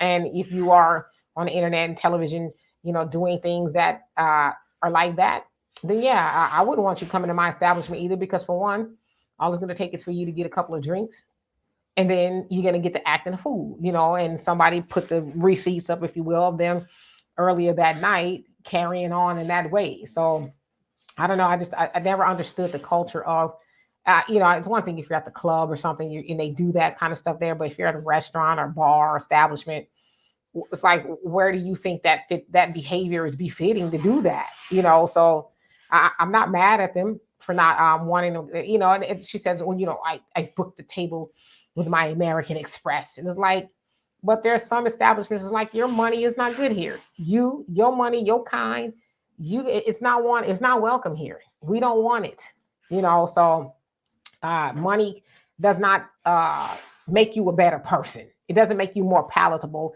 and it doesn't sound like they're hurting for business. So it's like, gone somewhere, you know. So I'm not mad at them. And you know, to be honest, people are getting sick of the city girl attitude. And you don't just have to be Black to be a city girl. You got the white girls doing it, the Hispanic girls are doing it. People are getting tired of it. I mean, twerking has been around. Of course, we know the history of whatever, but we're talking about as negative as it's been for what, 20 years now. And it's you know, people are tired of it. You know, let's do something else. Yeah, Alicia says trash always tries to fly in your door. Yeah, you know, it's like, we don't want your money. We don't need you here. Like, what are we supposed to do? The other people supposed to do? They don't come here to see you do any of that. They don't care who you are and your American Express card. You know, what do they say? What was the slogan about for American Express? It's welcome everywhere or something like that. You don't leave home without it. Yeah, you can leave home without it because you ain't getting up in here, you know.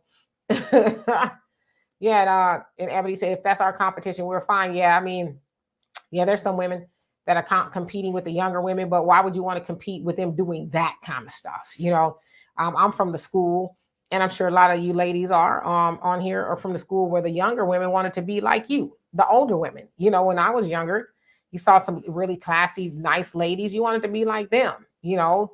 So unfortunately, in some cases, it is backwards to where the older women are, you know, trying to dress like the younger women and behave like the younger women. And it's not supposed to be that way. The younger women are supposed to strive to be, you know, like the older women, because we are supposed to be setting a good example. So absolutely.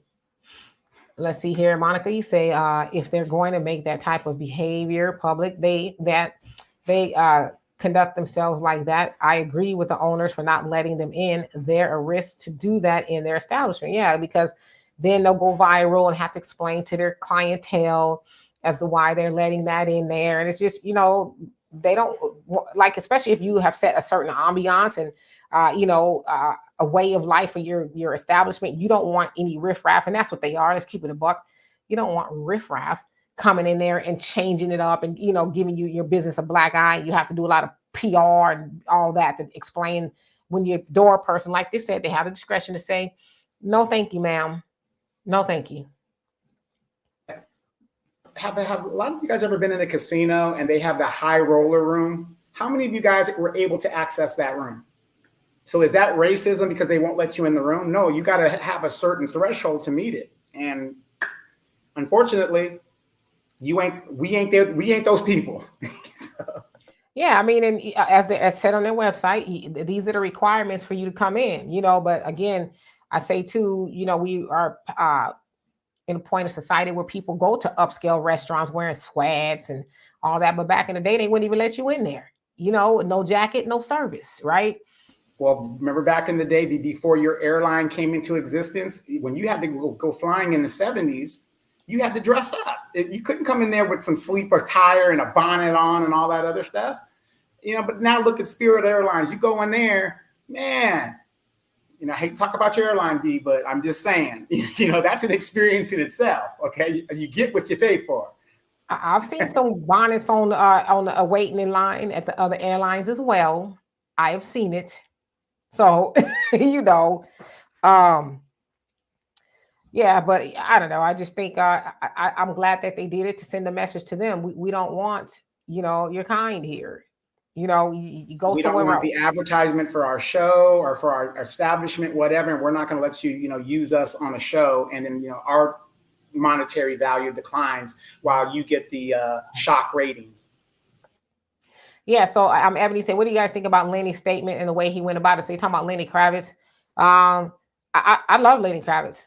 And basically what happened was in an interview, I don't know, some magazine, he's basically, and I'm paraphrasing, says that he's never been invited to the BET Awards or, you know, any other, I guess, the Black Awards.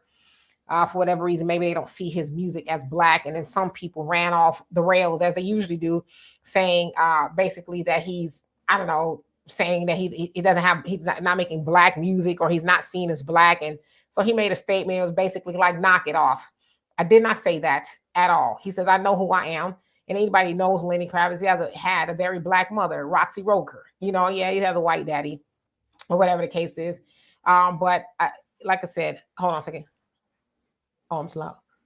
Okay, so but I've never thought of Lenny other than Lenny. You know, Lenny is, I don't even see Lenny in a genre, you know, because Lenny is Lenny. He does it all, you know. But I think it's sad that we come to a point to where we are trying to have people prove their Blackness. Lenny is Black, you know, and he's never ran away from saying that he is Black. But it's us. It's us. We like to attack, you know, our own people. But you know, like I said, I love Lenny. Lenny is in his 60s and he is running circles around many a man in their 30s. So I don't have a problem with anything that Lenny said, and I'm glad that he didn't bow down, and he basically said, knock it off. Okay, don't try to run away with this false narrative that I'm saying I'm not Black and all this other stuff. So yeah, I don't have a problem with Lenny, but unfortunately some people do, you know. But what they gonna do about it? Nothing. That's kind of my take on a lot of things on the internet. A lot of people's opinions. What you gonna do about it? Who gonna run up on Lenny and make him do anything other than what he's doing? Nothing. Other than that, it's just thumb thugging on the internet. Because Lenny is gonna live his vegan, good looking, sexy life. I mean, he just is. Yeah, Rick. Say there's nothing wrong with the dress code. I totally agree. You know, have some class. Put some clothes on. You know, everybody don't have to see everything you got going on. You know, your average logical thinker says Claire Huxtable was that chick I want to be like. Exactly.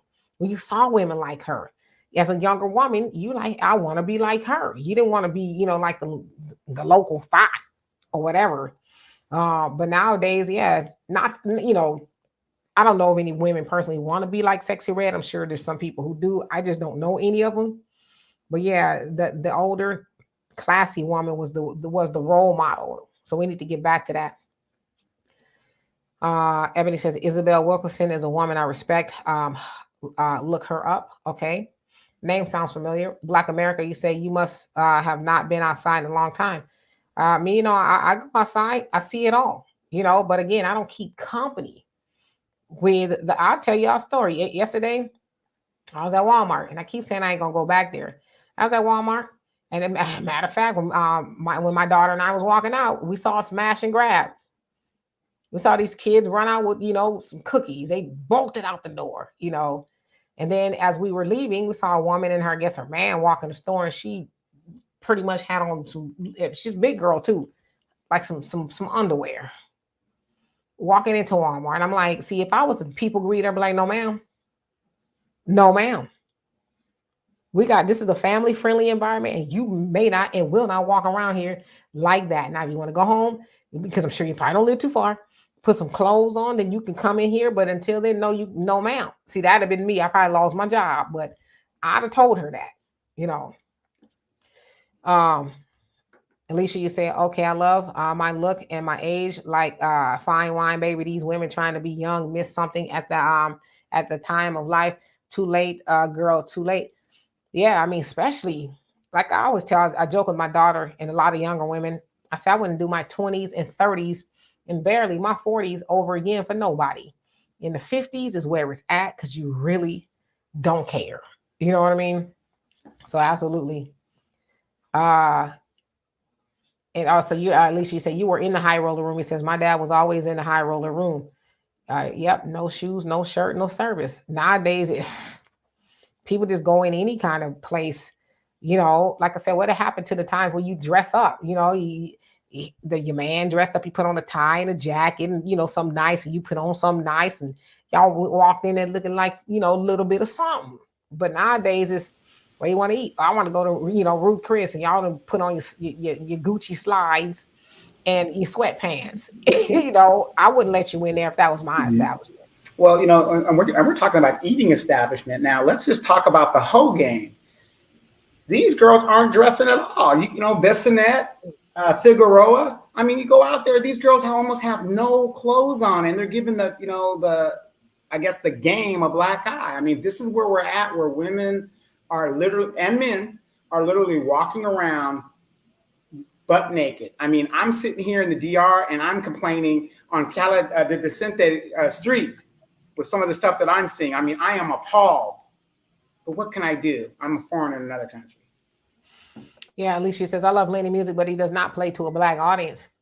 I guess the question I have, because I've heard that, is whose fault is that? Is it his fault?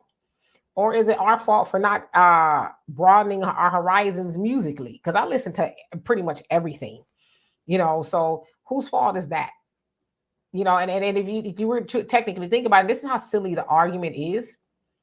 Whatever genre Lenny is playing, and I tend to think it's probably more on the rock and roll side, that's ours too. Hello, Jimi Hendrix, and a whole host of them. Chuck Berry, Sister Tharp, she played the guitar or whatever. Sister Rosetta Tharp, she played the guitar. So that's ours. So what genre is he really playing? Sometimes we got to get out inside of the stuff that we're used to. There's more outside of R&B and rap. So and we also got to learn to differentiate artists from musicians. Prince was a musician that happened to have seen music.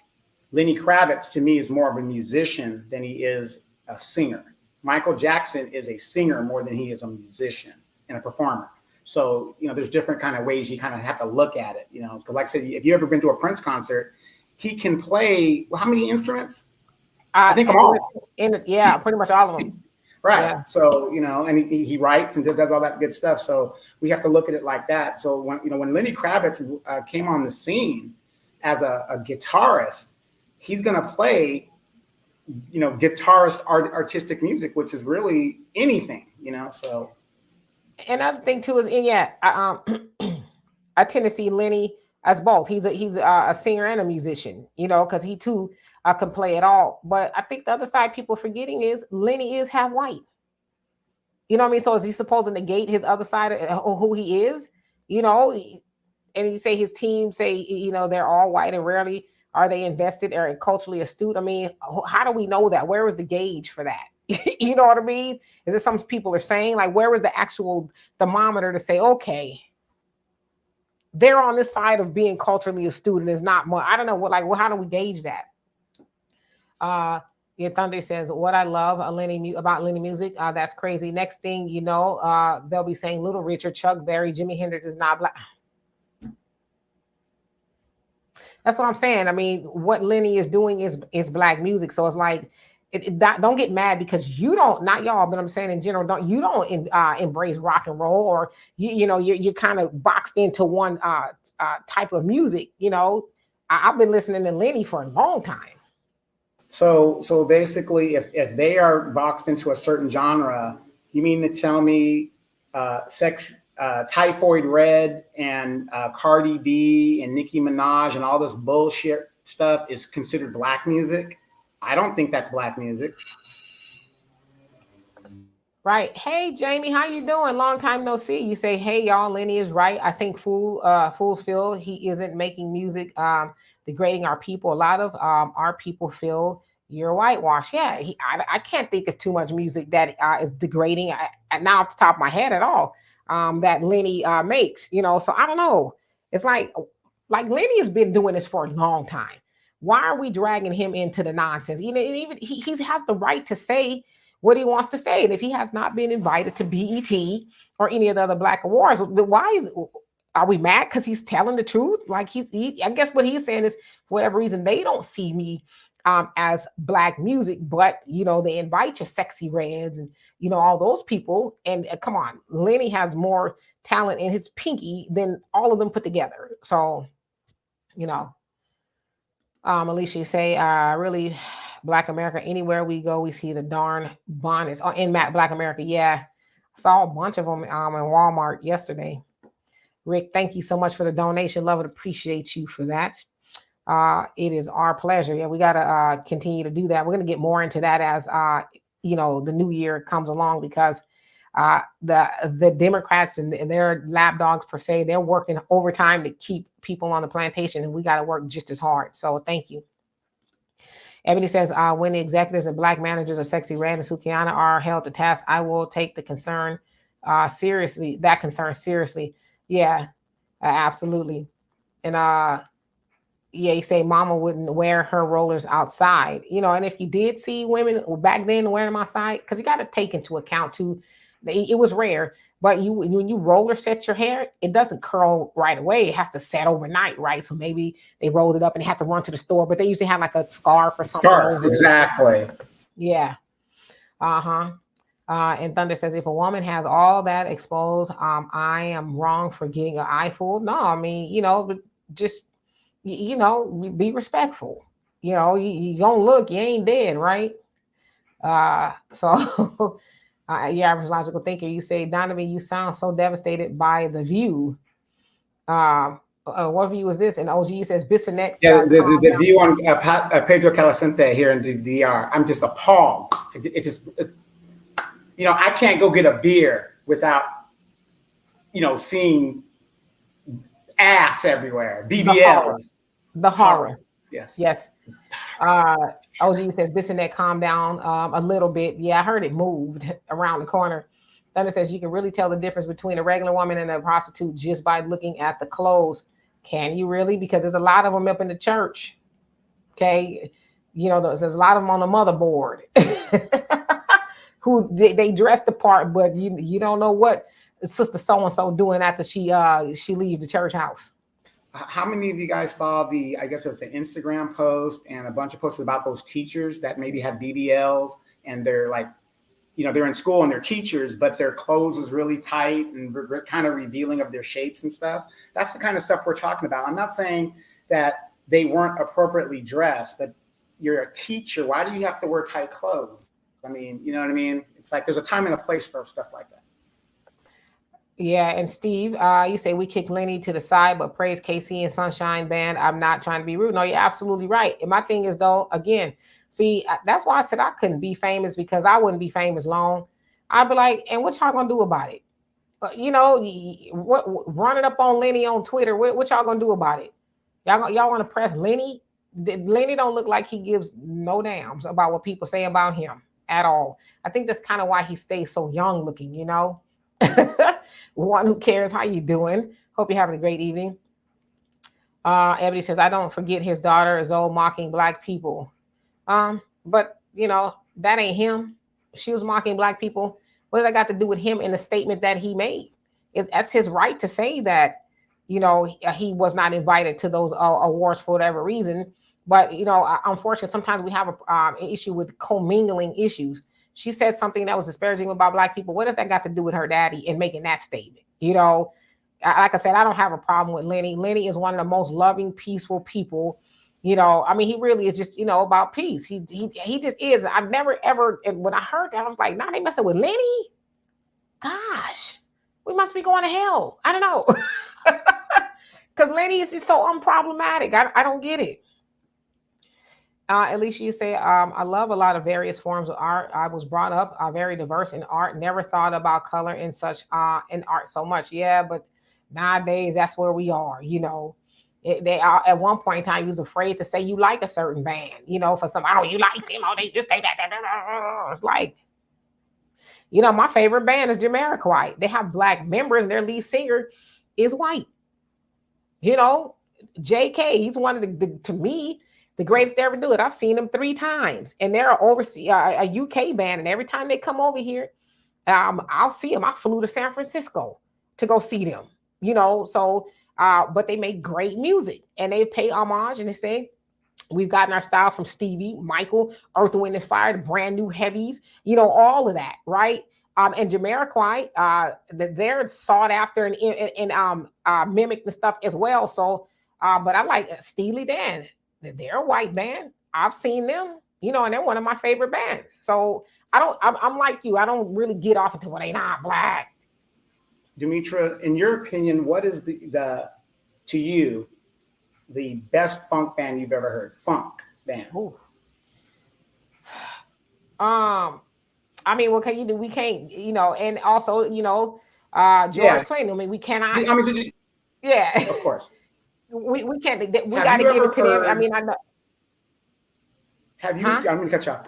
Have you ever heard? To me, if you've never heard this band play or bought any of their albums, and you're talking about funk, and these people were never invited to the BET Awards and stuff. The Average White Band. Yeah, I mean, Pick Up the Pieces. Oh yeah, I mean, those guys were bad. If you listen to their music, a lot of people don't even know they was white. Yeah, a lot of people. It was a thing on the internet like a year or so ago. Bobby Caldwell. A lot of people didn't even know he was white. I'm like, where y'all been? Yeah, Donna. It ain't over till it's over. That's one of my songs too. And I think he wrote that for Lisa Bonet. Because they was together. He got, caught up in a little, pickle per se. Average logical thinker. Are you gonna go my way? Yep, I like that one too.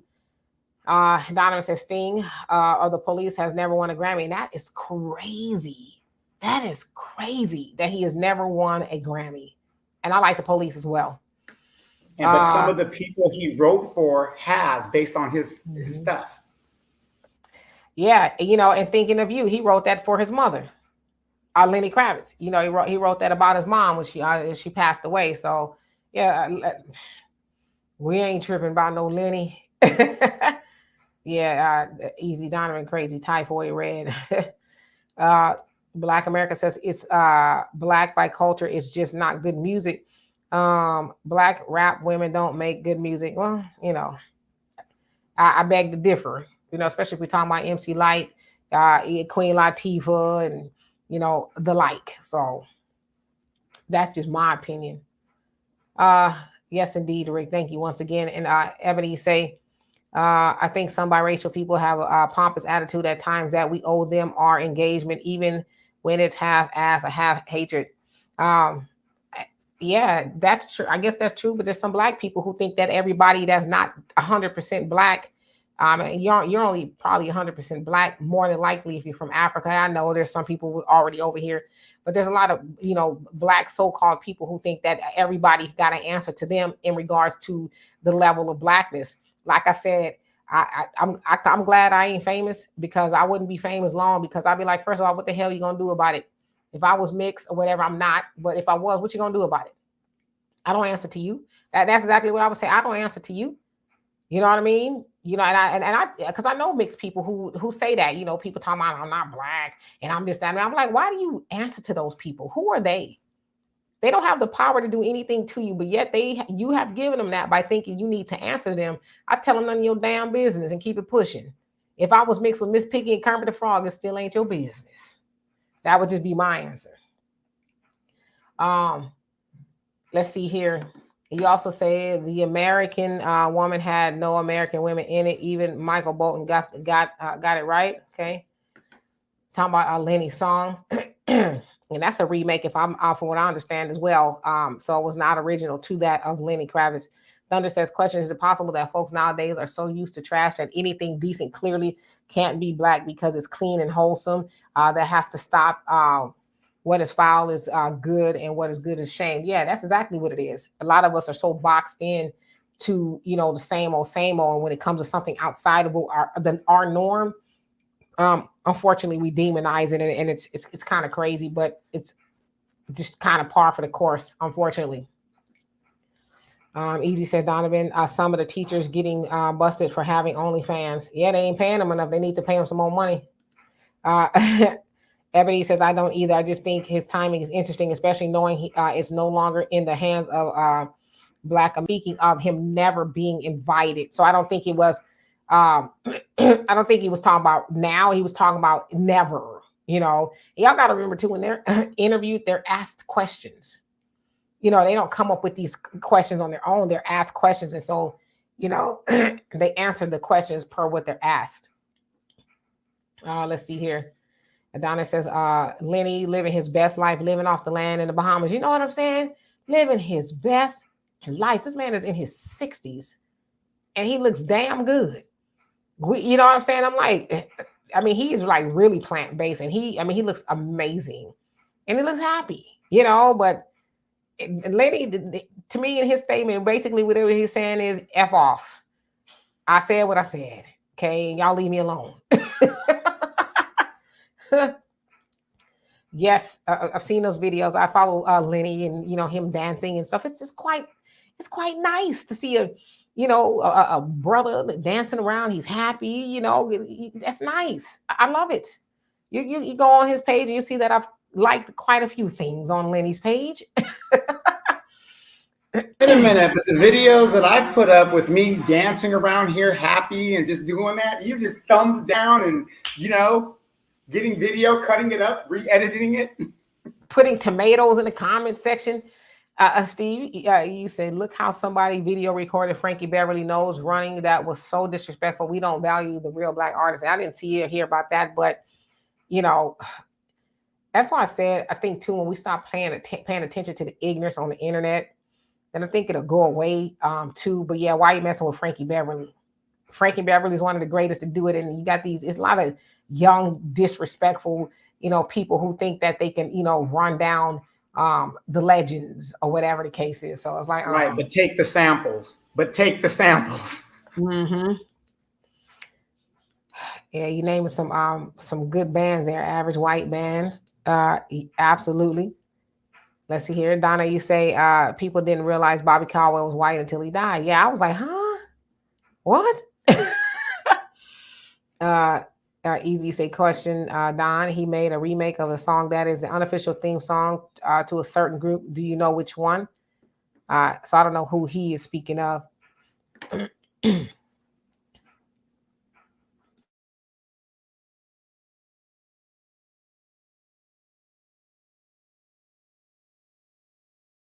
There, you guys, but great music. I just want to say this, since we're talking about music, and I'm not trying to be disrespectful to the art form that we originated, but I would say you guys would have to agree with me. One of the most distinctive voices in Black music was a white girl named Tina Marie. She was more soulful than most in her genre. Not all, but most. Tina Marie was very distinctive. When you heard Tina Marie sing, you knew it was Tina Marie. And if you didn't know she was white, you would think it was a straight Black girl. Tina's not white.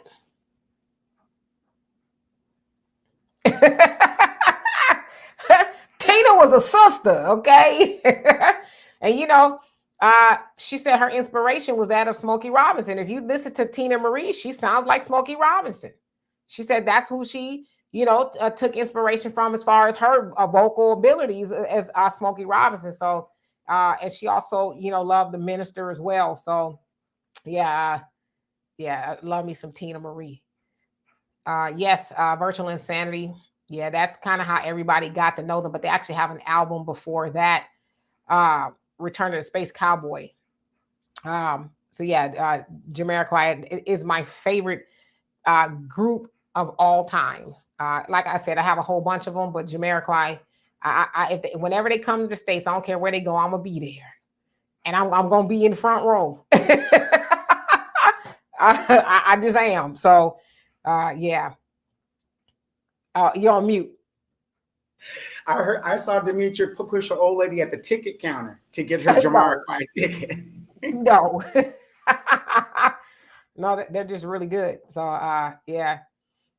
Think about this: the 1970s, 13 top 10 hits, 13 of them never won a Grammy.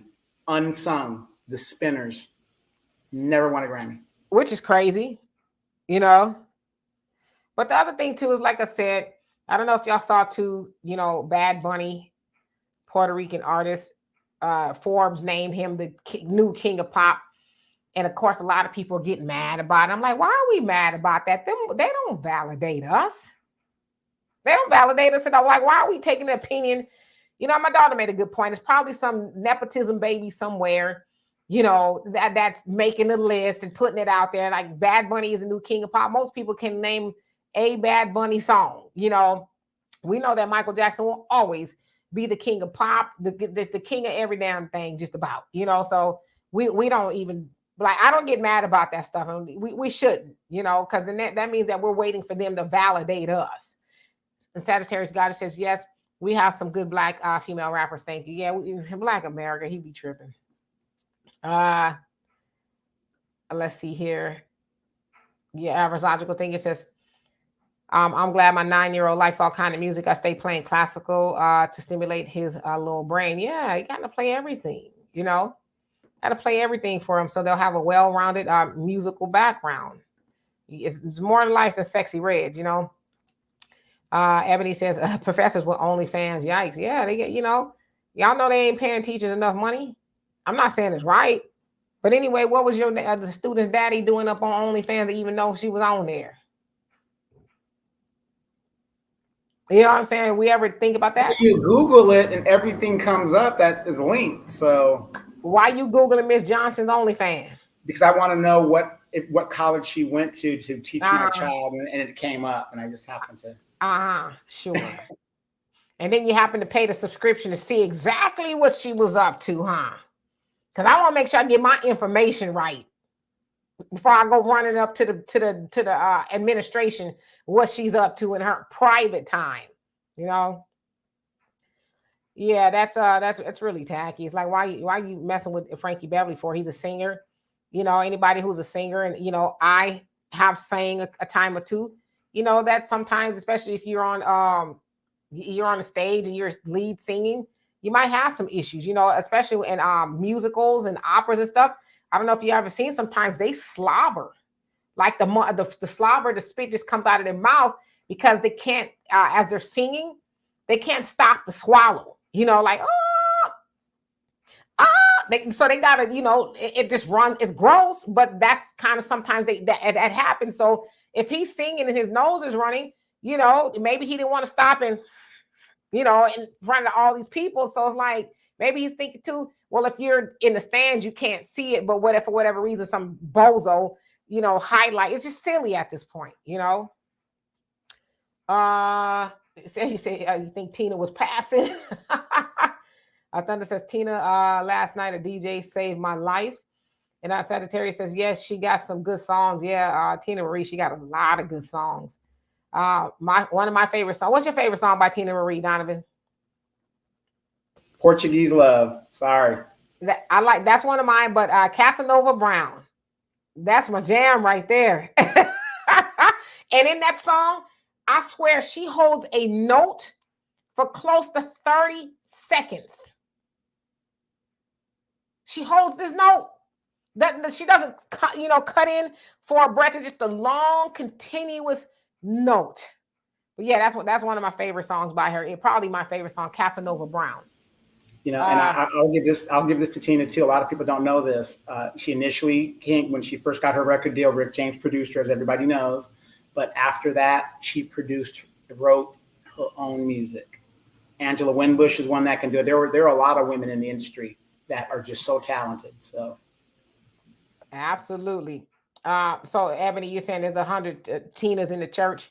I beg to differ. You know, of course, we're making light of Tina being black. We know she was a white woman, but I'm not one to, to try to demonize Tina Marie. Tina Marie was one of the greatest to ever do it. I argue with anybody over that.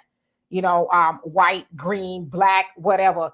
There's not too many people who had the range that Tina had. No, it's not too many. It's just not, and we could try to make it about black or white. She never made it a secret that she was inspired by black music. She never has tried to, it's not black. She's always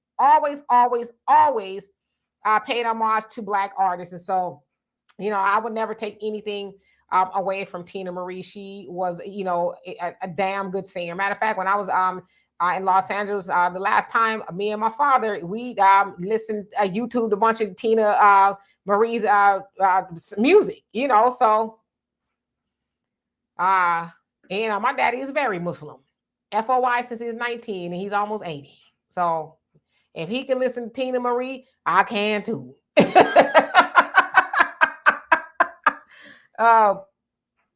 Yeah, Ricky says Fire and Desire with Rick and her and Square Biz. Yeah, I should have my daughter come in here. She knows the whole rap to Square Biz. I used to like Behind the Groove too. That had like a melodic. Yeah.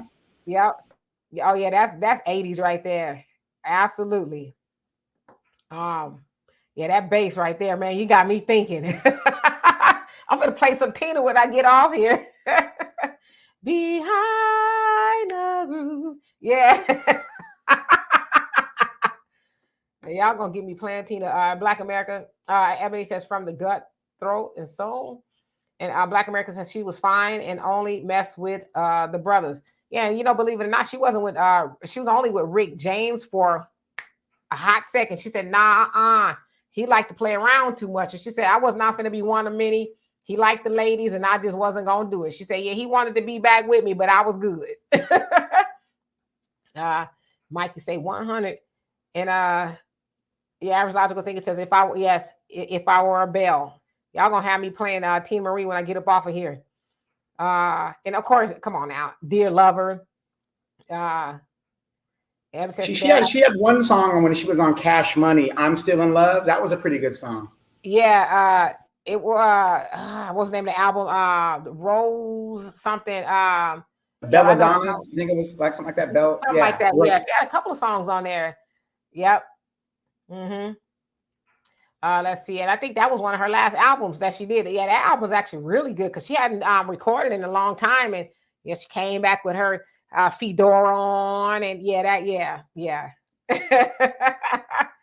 and she got one with Faith on there as well.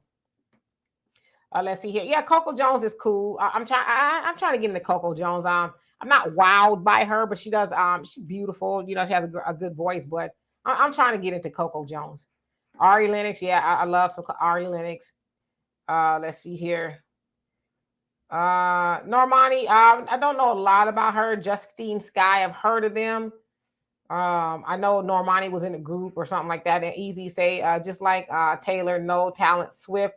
Oh no, Tina is not. And you know what? Honestly, Taylor Swift is talented. Again, she's a different genre of music. But I would never take anything away from Taylor Swift. Taylor Swift is, one of the greatest of this time to do it as well. She's just a different genre of artist. But Taylor writes all of her own music, okay? All of her own music and all of that. So, and Taylor's been writing music since she was a child. So I would never take anything away from Taylor Swift either. So she's good at what she does. And let's see. Easy said Miss Johnson has caboose. Oh, no, I don't know about all that. And Steve says, what y'all gonna do with Sexy Red? Ain't gonna do nothing with Sexy Red. Ebony says, how does she have your credit card, Donovan? And who got your credit card? The teacher, the teacher going through the OnlyFans. Yeah. Right. Yeah, I had to in some investigative reporting there, right? You crazy easy talking about slobbery from a female singer. Interesting. Yeah. You look it up. People in theater or in a theater, they do that because they are singing, and then like I said, to stop, to swallow could mess up what you're doing. So it's not uncommon for that to go on. Thunder says Bad Bunny song, Monaco, and the background song is an old French song by Charles Ans Navarre. Here, Encore, and that French song is absolutely beautiful. Listen to it sometimes. You'll enjoy it. I mean, I know some Bad Bunny songs. Titi Me Pregunto. That's actually my favorite Bad Bunny song. But other than that, don't get me to trying to pronounce too many of them. Yes, Zay, how you doing? Out on a limb. Yeah, those notes that she hit on that song too is amazing.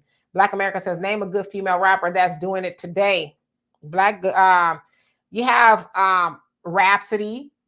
She's good, but of course, she don't get her just due. Who else is out there? I like Kamaya. She's from the Bay Area. Yeah, she's last, I would say 5 years ish, give or take, or so. Who else? I can't think off the top of my head, but there's some out there, but you don't hear about them because they're not doing and saying the things that your Sexy Reds and them were doing. So just because they're not getting the spotlight like that don't mean they're not there. They are there. Of course, Victoria Monet, that's my girl. I actually saw her at the House of Blues a couple of months ago. But I'm not new to Victoria. A lot of people are. Victoria Monet has been around for a while. She's actually Ariana Grande's songwriter. And she's had her own music and stuff, but she really had a breakout year this year with her Jaguar 2 album. But she's been around for a while, and very, very, very, very extremely talented young lady. So let's see here. Son of Earth, how you doing? Yep, Deja Vu. That man, y'all really gonna have me listening to some Tina after I get off of here. Let's see here. Yeah, come on now, brother Don, Fire and Desire. Yep, that's when I first heard Tina. I could have been no more than 9 or 10. My cousins, LA, they're a little older, so they would have the little house parties, and they were playing that, and I loved it. So that was the first time. And it's probably true for most of us that we heard of Tina, Fire and Desire. So absolutely. Yeah, that's a great one. Easy says, I strongly disagree with you on Tina Marie. She was good, but not one of the greatest. I don't know. I think that's a hard argument to argue. Tina Marie was definitely one of the greatest. You cannot, she's completely R&B. You know what I mean? Because some people often I've been asked, who do you think is better, Tina Marie or Mariah Carey? I'm like, they're not the same singer. They're not, and if you make me choose, nobody is touching Tina. They're not. Mariah's not touching Tina, because Tina had just as much range and the octaves that Mariah has. So no, Mariah's not touching Tina. So that's just my opinion. And you know what? She's from California, Santa Monica. Sure was. Yep. Okay. Black America says Tina was fine. Yeah, she's a very good looking woman. And Donovan says Tina was distinctive, not in the category of Patty Shaka. I actually think she was. I think Tina was definitely in the category with Shaka and Patty. Most definitely. Like bar none, Yeah, Dear Mr. Gay. That's a Tina Marie song. See, y'all digging in the craze now. Roger says, I love listening to Tina Marie. When I was in college, even though she was white, I never felt like she was co-opting me either. And she never made it a secret where her talent and her style came from. Again, she loved Smokey Robinson, so she always, paid homage to him. Ebony says, Whitney Houston, Welcome Home Heroes concert. Thank me later. Yeah, I've seen it. Whitney's, Whitney was, one of the greatest. I don't even think that's an argument. Whitney was. Unfortunately, they both left out of here, under the same circumstances, which also makes you wonder exactly what kind of demons were they battling, to where that was what they had going on. William says, whatever happened to Adina Howard? I saw a picture of her not too long ago. She still looks good. I don't know if she's still talking about what was the name of that doggone song she had? Was it freaking me or freaking Freak Like Me on the album Do You Want to Ride? Yeah. I don't know. She might still be doing that. Who knows, you know? And let's see here. Ebony says Taylor writes more than Beyonce. Check that. She does. Taylor is only usually her and one other person on her stuff. You look at Beyonce's writing credits, it's probably like 10, 15 people sometimes. You know, so Taylor's always written her own stuff. So I never try to take nothing away from Taylor. I mean, I don't. She's in her own lane as well. You know. Let's see here. You said Brandy's harmony. Yeah, Brandy, she can sing. She don't sing better than Tina Marie. You know, not to me, she don't. And William says, I listen to a lot of hip hop, chill out music. Yeah, me too. I listen to a lot of stuff. You'd be surprised, okay? Especially when you're from the West Coast. You're gonna listen to a lot of stuff. Your mama would probably raise an eyebrow, but I also like to listen to jazz as well. You know, and I'm really into Andre 3000's New Blue Sun. I love that album. I like putting it on in the morning. It's long, but I like putting it on in the morning. It just kind of just sets the atmosphere, and it got you in a good, you know, space, and you just chill. You're mellow. I love it. That's like one of my favorite albums that I'm listening to right now. Is Andre 3000 New Blue Sun. It's amazing. Wait. I know you like Andre 3000, but Demetra, your favorite Miles Davis album? What, Kind of Blue? Kind of Blue. Kind of Blue. If you guys never heard that album, legendary. Yeah, absolutely. You know, of course, I love John Coltrane. I love Joe Sample. You know, I went to a cemetery here with somebody a couple years back, and driving to their particular family's tombstone. There's a big, giant tombstone of a piano. Joe Sample is buried there. I was totally blown away. It's just crazy. You know, with the Crusaders there. Okay. Let's see here. Yeah, Victoria is nice. You say Kelly Rowland's Electronica run in Australia with David. I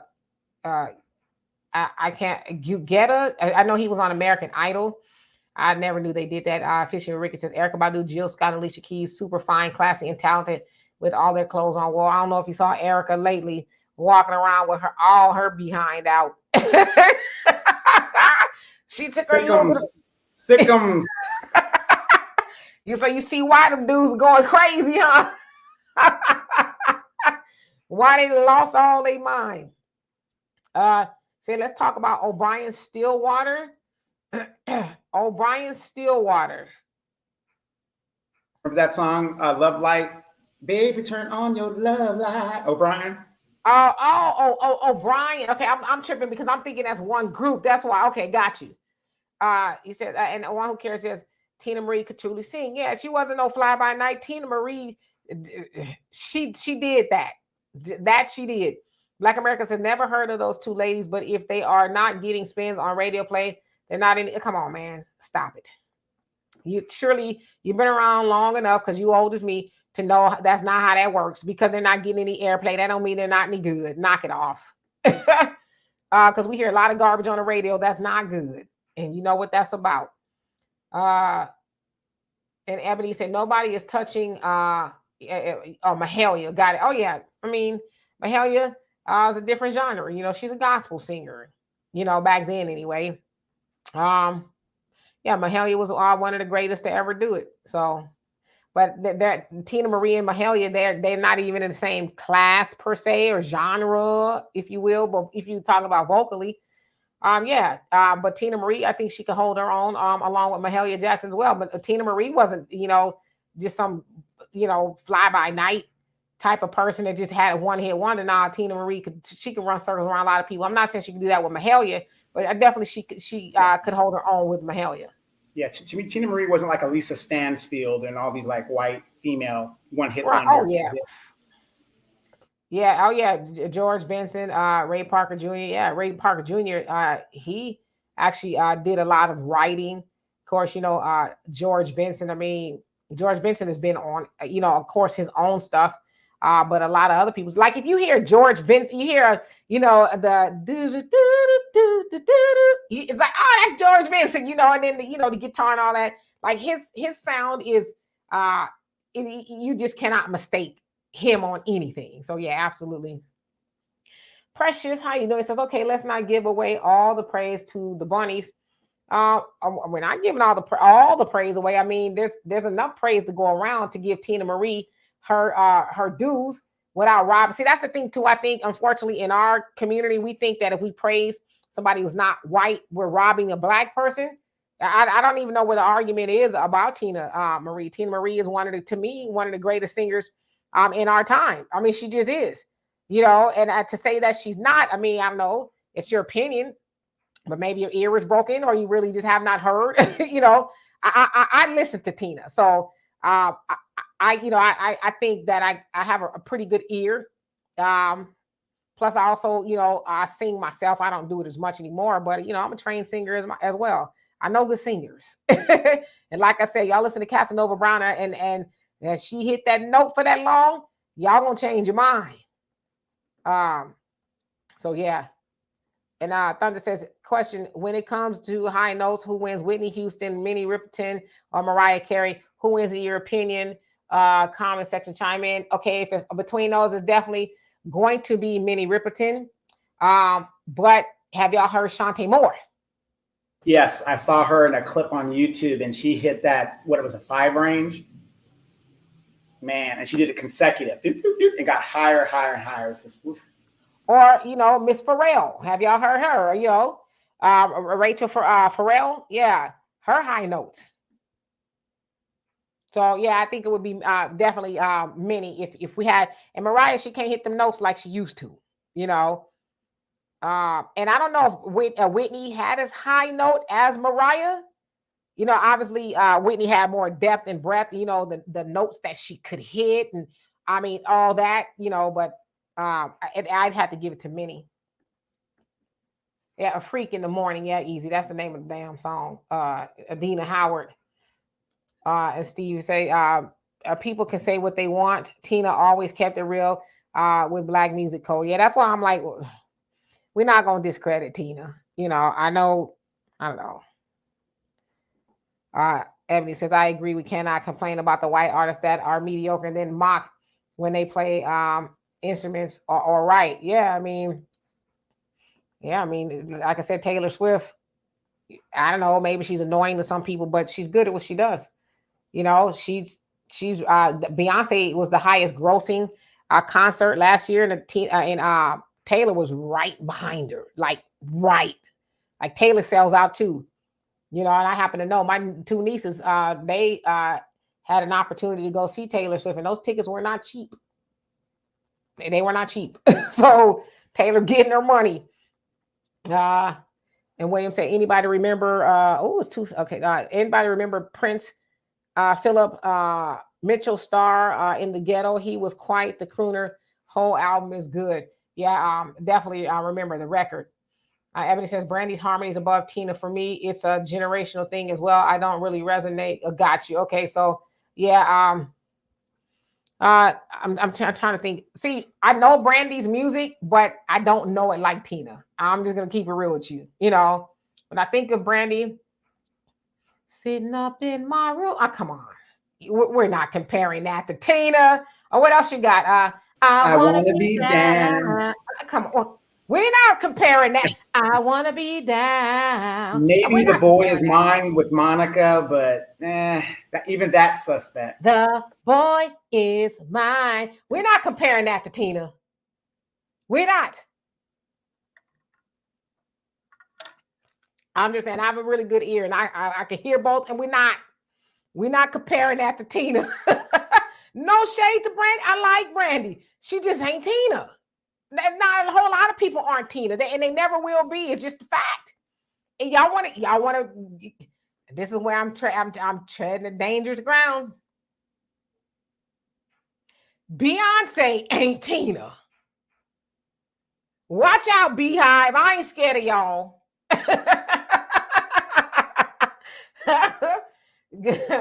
Let's see. Oh, Ebony said John over Miles for me. Um, actually like them both the same. And they played together a lot.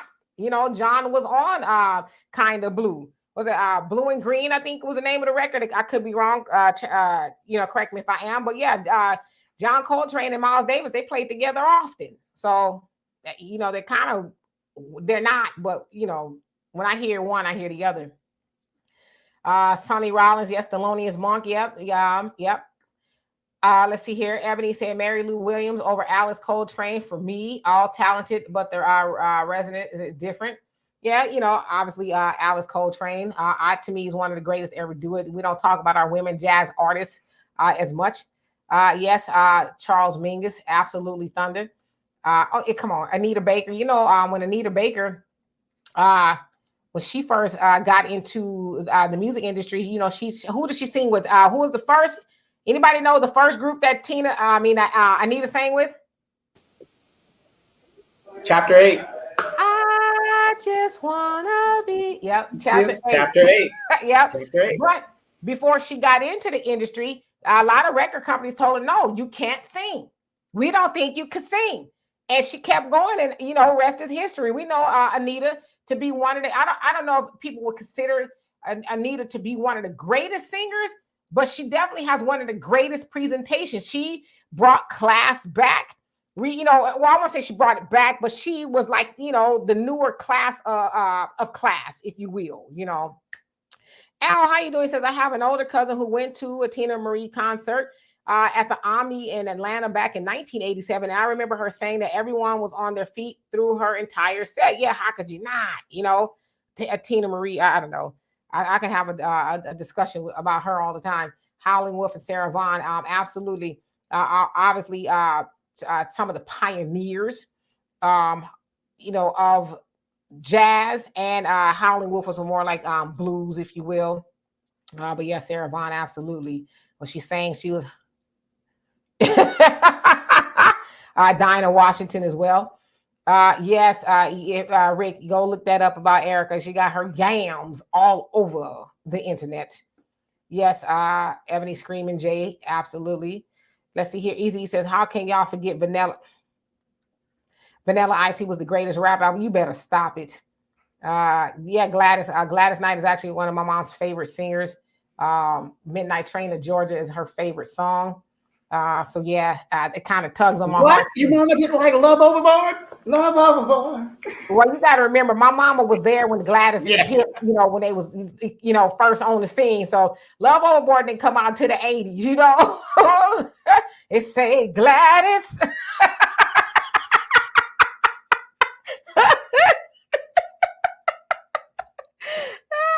Yeah, but Midnight Train to Georgia was her favorite song. So yeah, sometimes when I hear it, it kind of gets me. What about Neither One of Us? Come on now. Man. Neither one of us. Yes. Wants to be the first to say neither one of us. Man, that if y'all ever listen to the lyrics of that song, it's deep. Because it's like, listen. And it sounds like she's crying. It sounds like she's crying. Yes. And it's like, listen, we've been holding on to this. We're used to this, but we know it's probably not something we should engage in. We should try to break it up, but nobody wants to say goodbye. So why don't you go ahead and, let me down easy first, But yeah, absolutely. A definite classic. You better stop it, Donovan. Let's see here. Helen Smith out of Miami. Faith Evans. Yeah, I like Faith Evans. Absolutely. I like Faith. She ain't no Tina though. Y'all haven't put nobody up here yet that's going against Tina. This ain't got nothing to do with her being a white lady. It's got her has having everything to do with her pipes and her soul and the way. Come on, y'all. Listen, y'all homework assignment is to and the Casanova Brown is about 9 minutes long. It's a progression of stuff, But y'all homework assignment is to listen to Casanova Brown, and then y'all come back here, and then we're gonna have this discussion, okay? Let's see here. I'm just looking at y'all comments. I know we've been over here. Etta James. You know, y'all she was mad at Beyonce and Barack and them. Because Beyonce sang "At Last" at the inauguration, and she's like, "Who does she think she is? That's my song." Dimitri, did you ever go with me to my Aunt Winsom's shop where Etta James used to get her hair done? I know your Aunt Winsome. Yeah. Uh-huh. Yeah, when all that controversy was going on, Etta James would just sit there. I can't stand that bitch. Singing that song. I mean, woo! She was on fire. She did not like Beyonce, for real. She did not like Beyonce. And she didn't like the fact that they used it. She's like, y'all could have had me sing it. I could have sang it as my song, you know, which I agree. Yeah, Melba Moore, absolutely. Easy says, D, you were clubbing with Electric Slide came out. Electric Slide was actually after I had my daughter. I want to say. When did Electric Slide come out? Yeah, I think it was after I had my daughter. I don't remember doing the Electric Slide when I was in school or even at the club. Now, we weren't doing the Electric Slide at the club, you know. I think it came out after I had my daughter. I was doing the Cabbage Patch, though. I remember that. You know, Roger Rabbit, the Nissan, Pac-Man. What else you got? The RoboCop, the WAP, all that. I got all that in my bag still. Yes, Marian Anderson. Ebony, so you going way back. And Raymond, how you doing? Says, if I were a bell. He said, if I were a bell is one of Tina's and you know what? I want to put this up here. You're one of the only people that spelled her name right. Everybody else spells it Tina, but that's technically how you spell her name. But yes, yep, I need your loving. Man, when it first come on, y'all gonna make me be listening to because last night I could not sleep. I was listening to music all night. But tonight, if I can't sleep, I'm gonna be listening to Tina Marie. But that bass line on "I Need Your Loving" when it first come on, iconic. Yes, indeed. So yeah, I see y'all. Yeah, I know. Ebony, you listen to a lot of opera singers. You say no. You need Brandy's deep cuts. I mean, I can hear Brandy's voice in my head, and she never will come close to Tina. Trying to think what Tina she may come close to, but it ain't Tina Marie. I don't know. Eddie Kendrick, yeah, that's United. That's a Donovan's alley right there. David Ruffin, keep it trucking. Oh man, them are on some serious drugs. Did you try to tell me what time David Ruffin was your daddy? No, you know what? I used to tell Donovan, Junior. Donovan looks a lot like Junior. Mama used to say, take your time. If y'all look at Junior, y'all ain't gonna never be able to unsee that, especially when he wears glasses.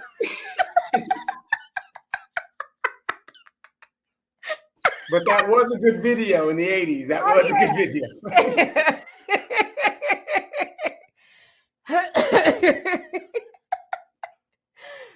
Yeah, Jasmine Sullivan's good. Yeah, she's good. Yeah, Sagittarius God is different voices. And Stevie said sounds like a lot of people don't know vocals. Yeah, I know vocals, and yeah, Brandy ain't coming close to Tina, and no planet ever, no lifetime, never. As Tina say, deja vu. I've been here before, but Brandy ain't been here before, and she won't be there in the afterlife and nowhere else with Tina Marie ever vocally, ever. All right, let me see. Let's get out of here. Pearl Bailey, all wild, and now y'all done went way back. Al says in 1992, Tina Marie was nominated for an AMA and then was heralded as the queen of, and I think your comment cut off, queen of what? Now that's interesting. Appreciating Ricky says Shaka with Rufus singing tell me something good, and Hollywood. That's one of my favorite songs. What about Stay? Oh yeah, come on, man.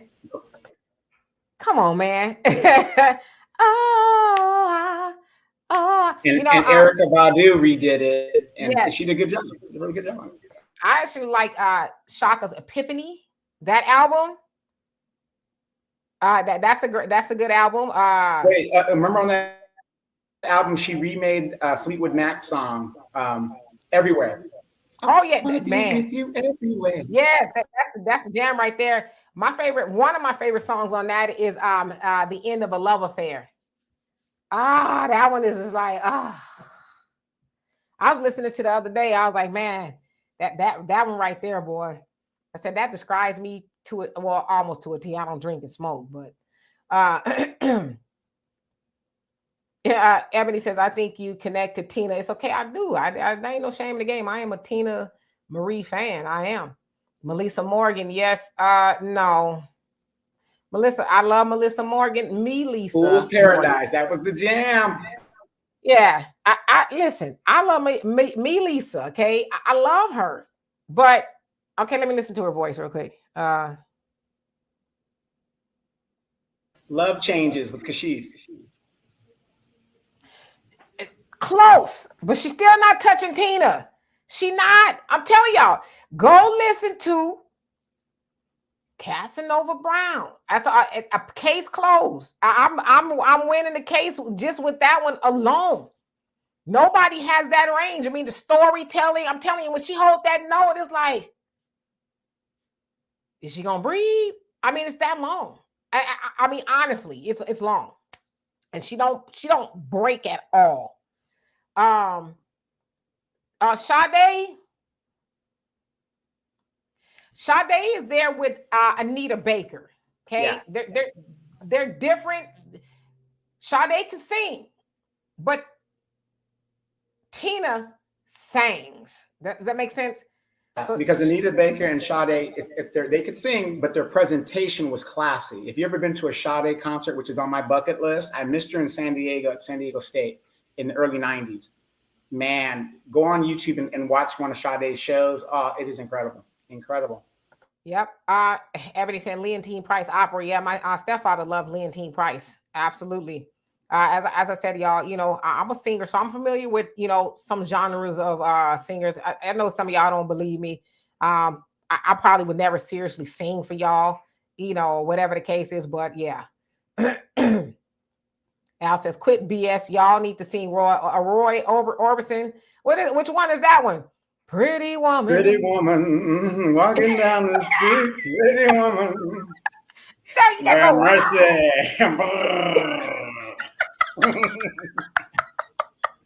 Al, what group before Roy Orbison died did he join?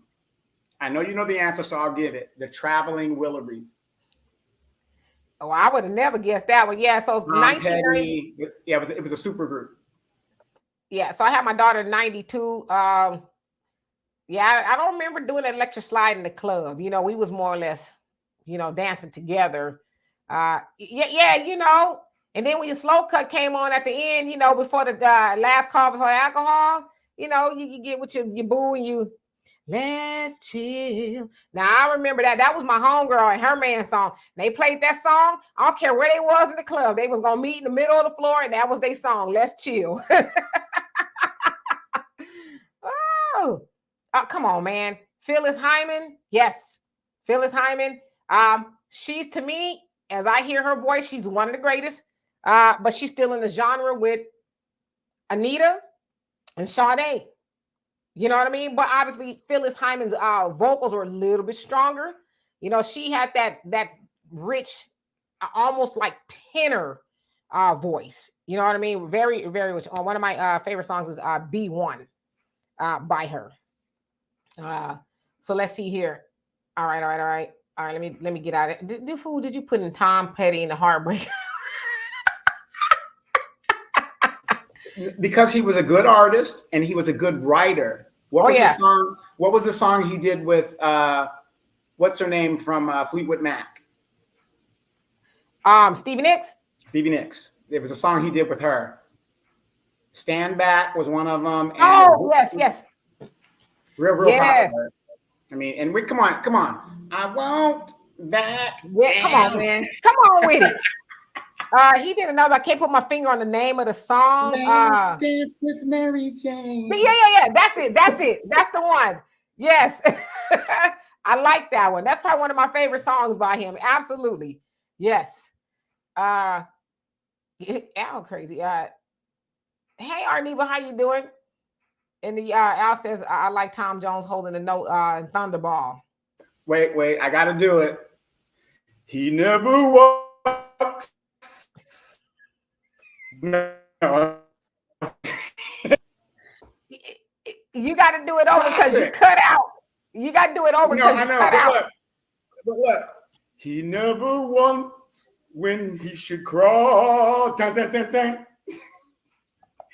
Listen to James Bond theme songs. Classic stuff. Tom Jones was tearing it up.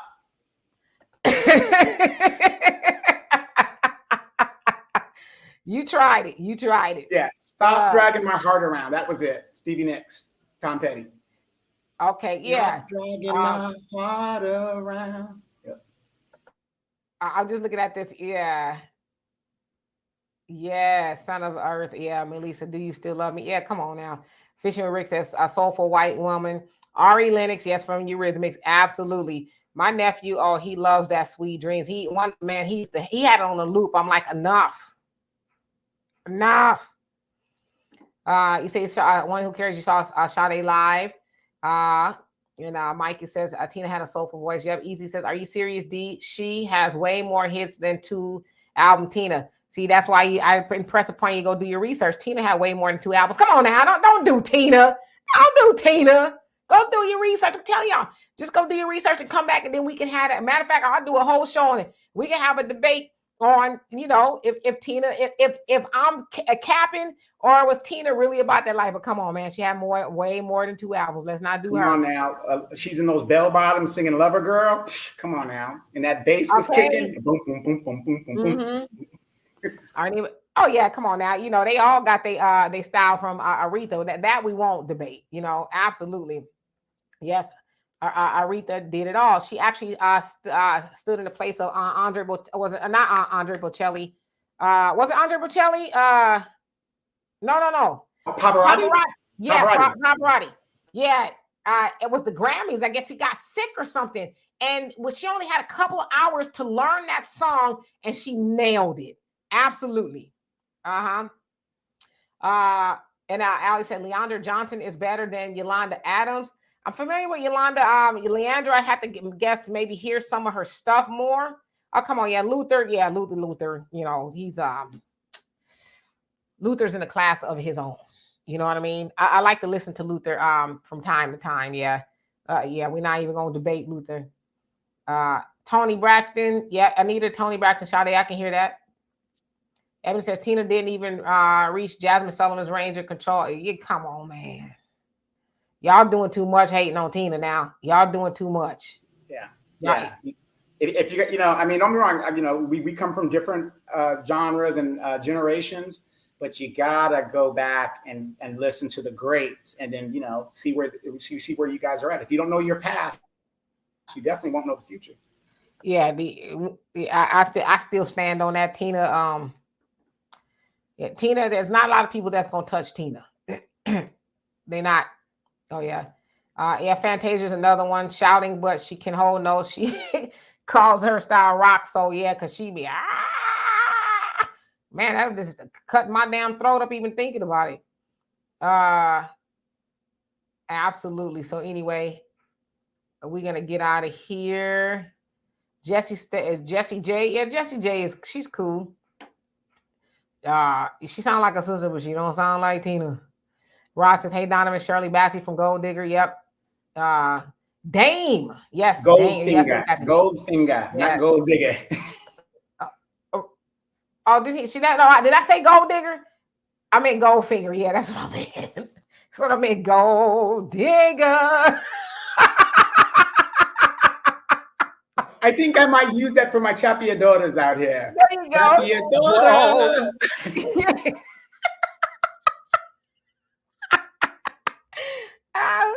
Average logical thinker says, I miss songs being 5 minutes and sometimes 7 to 10. Listen to Casanova Brown. That is the assignment. Everybody say it's the truth. Okay. Al says Jeffrey Osborne, James Ingram, people, Bryson Howard, who was better? Ooh.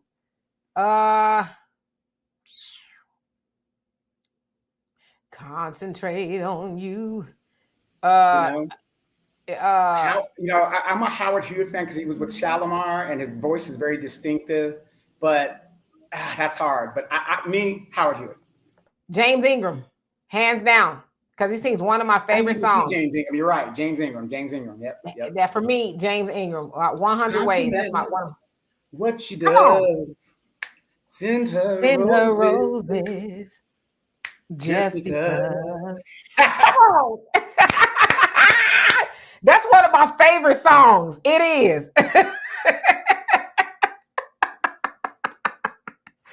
All right, we better get out of here. But Easy said, "Do you killing me with the Tina loyalty?" I listen. I'm never gonna lie to kick it. I love me some Tina. And you know, if Tina could not sing, I would tell y'all. But y'all haven't mentioned anybody on here that's really touching Tina. Yeah, I have to agree. Like I said, if you in the genre of R&B and soul, when you hear Tina Marie's voice, you know who it is. If you know who Tina Marie is, it just stands out from all the other ones. Yeah, you got some other ones, the greats, the super greats, but Tina to me has always been untouchable in regards to, you know, what she does.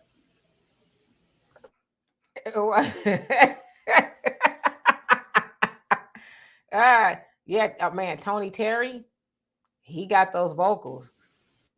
The lovey-dovey feeling I feel when I'm with you. Come on with it. Yes. Or when I'm with you. That was my song right there, boy. I was overseas and I was watching the video, and he had the glasses on. He was doing that lovey-dovey video, and I was like, "What is this nerd doing singing?" Lovey-dovey feeling when I'm with you. Yep. Absolutely, Tony Terry. Yeah, he's still around here singing somewhere. But anyway, y'all, we could be here forever. Y'all know we love talking about music and you have the assignment. You guys have the assignment, so Casanova Brown. That is the assignment. Learn it, live it, bring it back, and we'll discuss it. Sound like a professor, huh? Your average logical thinker says he came out with a recent song a few years ago. Tony Terry was good. Okay. Arneba says Shalimar New Edition lip sync at their concert, but never got caught. Oh, Shalimar was lip syncing too? Wow. Oh, no. Okay. I would agree. I think I saw it on Unsung when they replaced the original lead singer of Shalimar with Howard Hewitt. He had to lip sync the song of that first hit that they had. You know, so. Yeah, you're right, Steve. If they didn't know that, if they've never seen Tina, they wouldn't know she was a white woman at all. They would not have a clue, you know. Sam Smith is roping Tina. Are you crazy?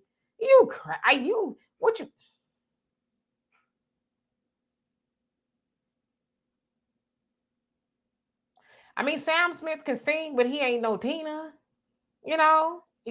I give him that he can sing, but yeah, I can't really. I don't know where Tony Terry is from. I don't think he's from California. I think he's from somewhere cold. I remember. Yeah, somewhere like north. It's on the East Coast, like maybe Ohio, that area. Oh well, yeah. Al talking about Joe. You know, ain't nobody touching Joe as far as he's concerned. Yeah, you know.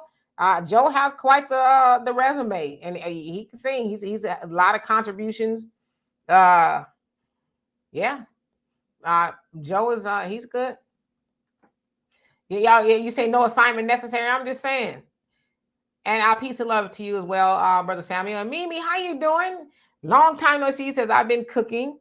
I love Tina, but don't do Mariah. Laugh out loud. That's my girl. Nah, Mariah can sing, but she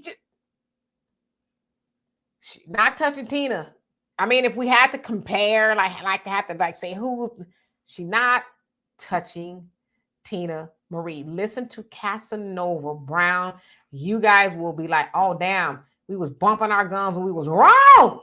I'm telling you. I was about to say, you tripping. Kenny Lattimore, Shantae Moore did an album together. Yeah. Title of the album? Things That Lovers Do. Okay. Oh, look at you. Because, don't ask me about no album titles. I really couldn't help you much there. But I know Shantae Moore, ain't nobody really touching her falsetto either. Oh, wait. And they did 2 albums. How dare I leave this broadcast and not talk about El DeBarge?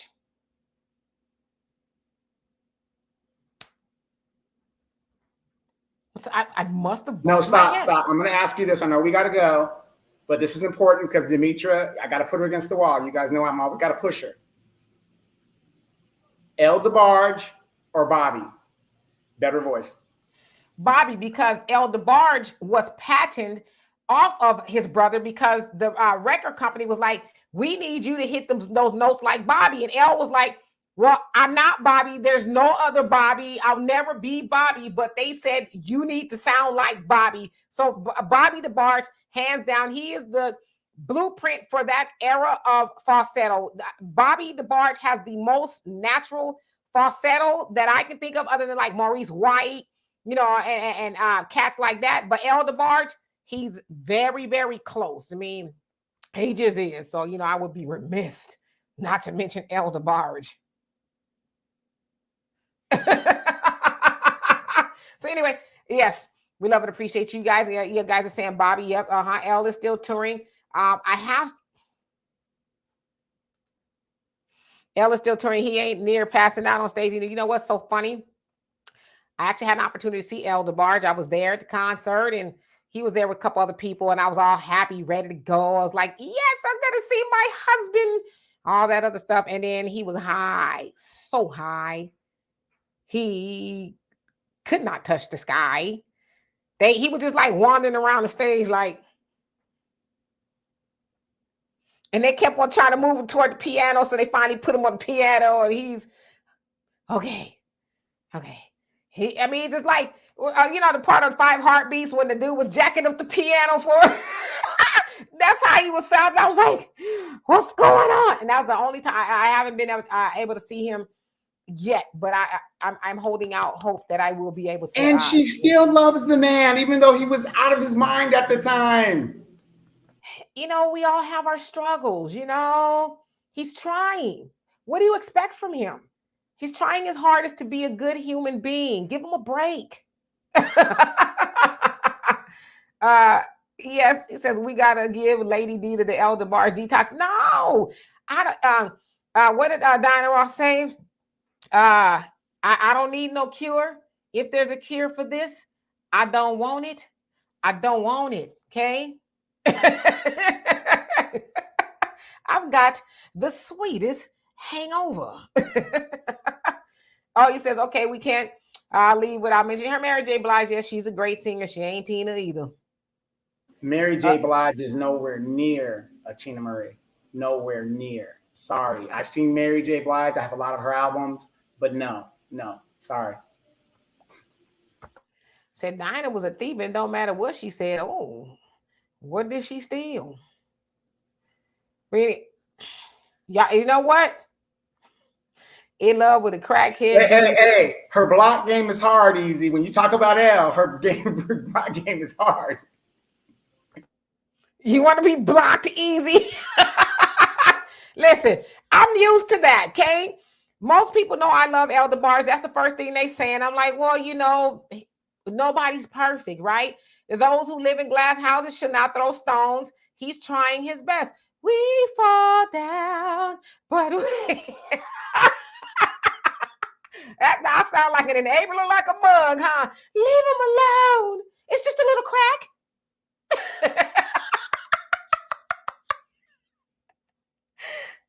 Oh, okay, for real. Let's get out of here before I get. Everybody said heroin or crack rock, which was produced. It's probably both. But again, it's just a little crack rock. He'll be all right. Anyway, for real, no. We about to get out of here. Gary, how you doing? It says Mary is only an average singer at best. She got bangers. Yeah, and I like Mary, but fight me. Nobody's coming close to Tina that y'all mentioned. Anyway, yes, Minnie Riperton, she had the falsetto. I think she had one of the greatest. Yes, William says El DeBarge has a song on Jazz album, yet Foreplay. He redid After the Dance, Marvin Gaye's, which is one of my favorite songs.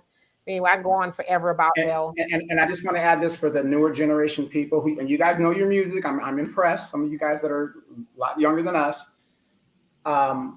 Minnie Riperton's daughter is the young lady that has the freckles, and she was on SNL. What was her name? Maya Rudolph. Maya Rudolph. That is her daughter. A lot of people don't know that, but that is Minnie Riperton's daughter.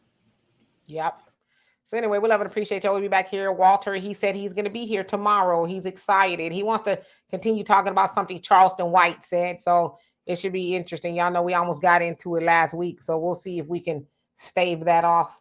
Anyway, love and appreciate every last one of y'all. Thank y'all so much for being here. See y'all later. Peace.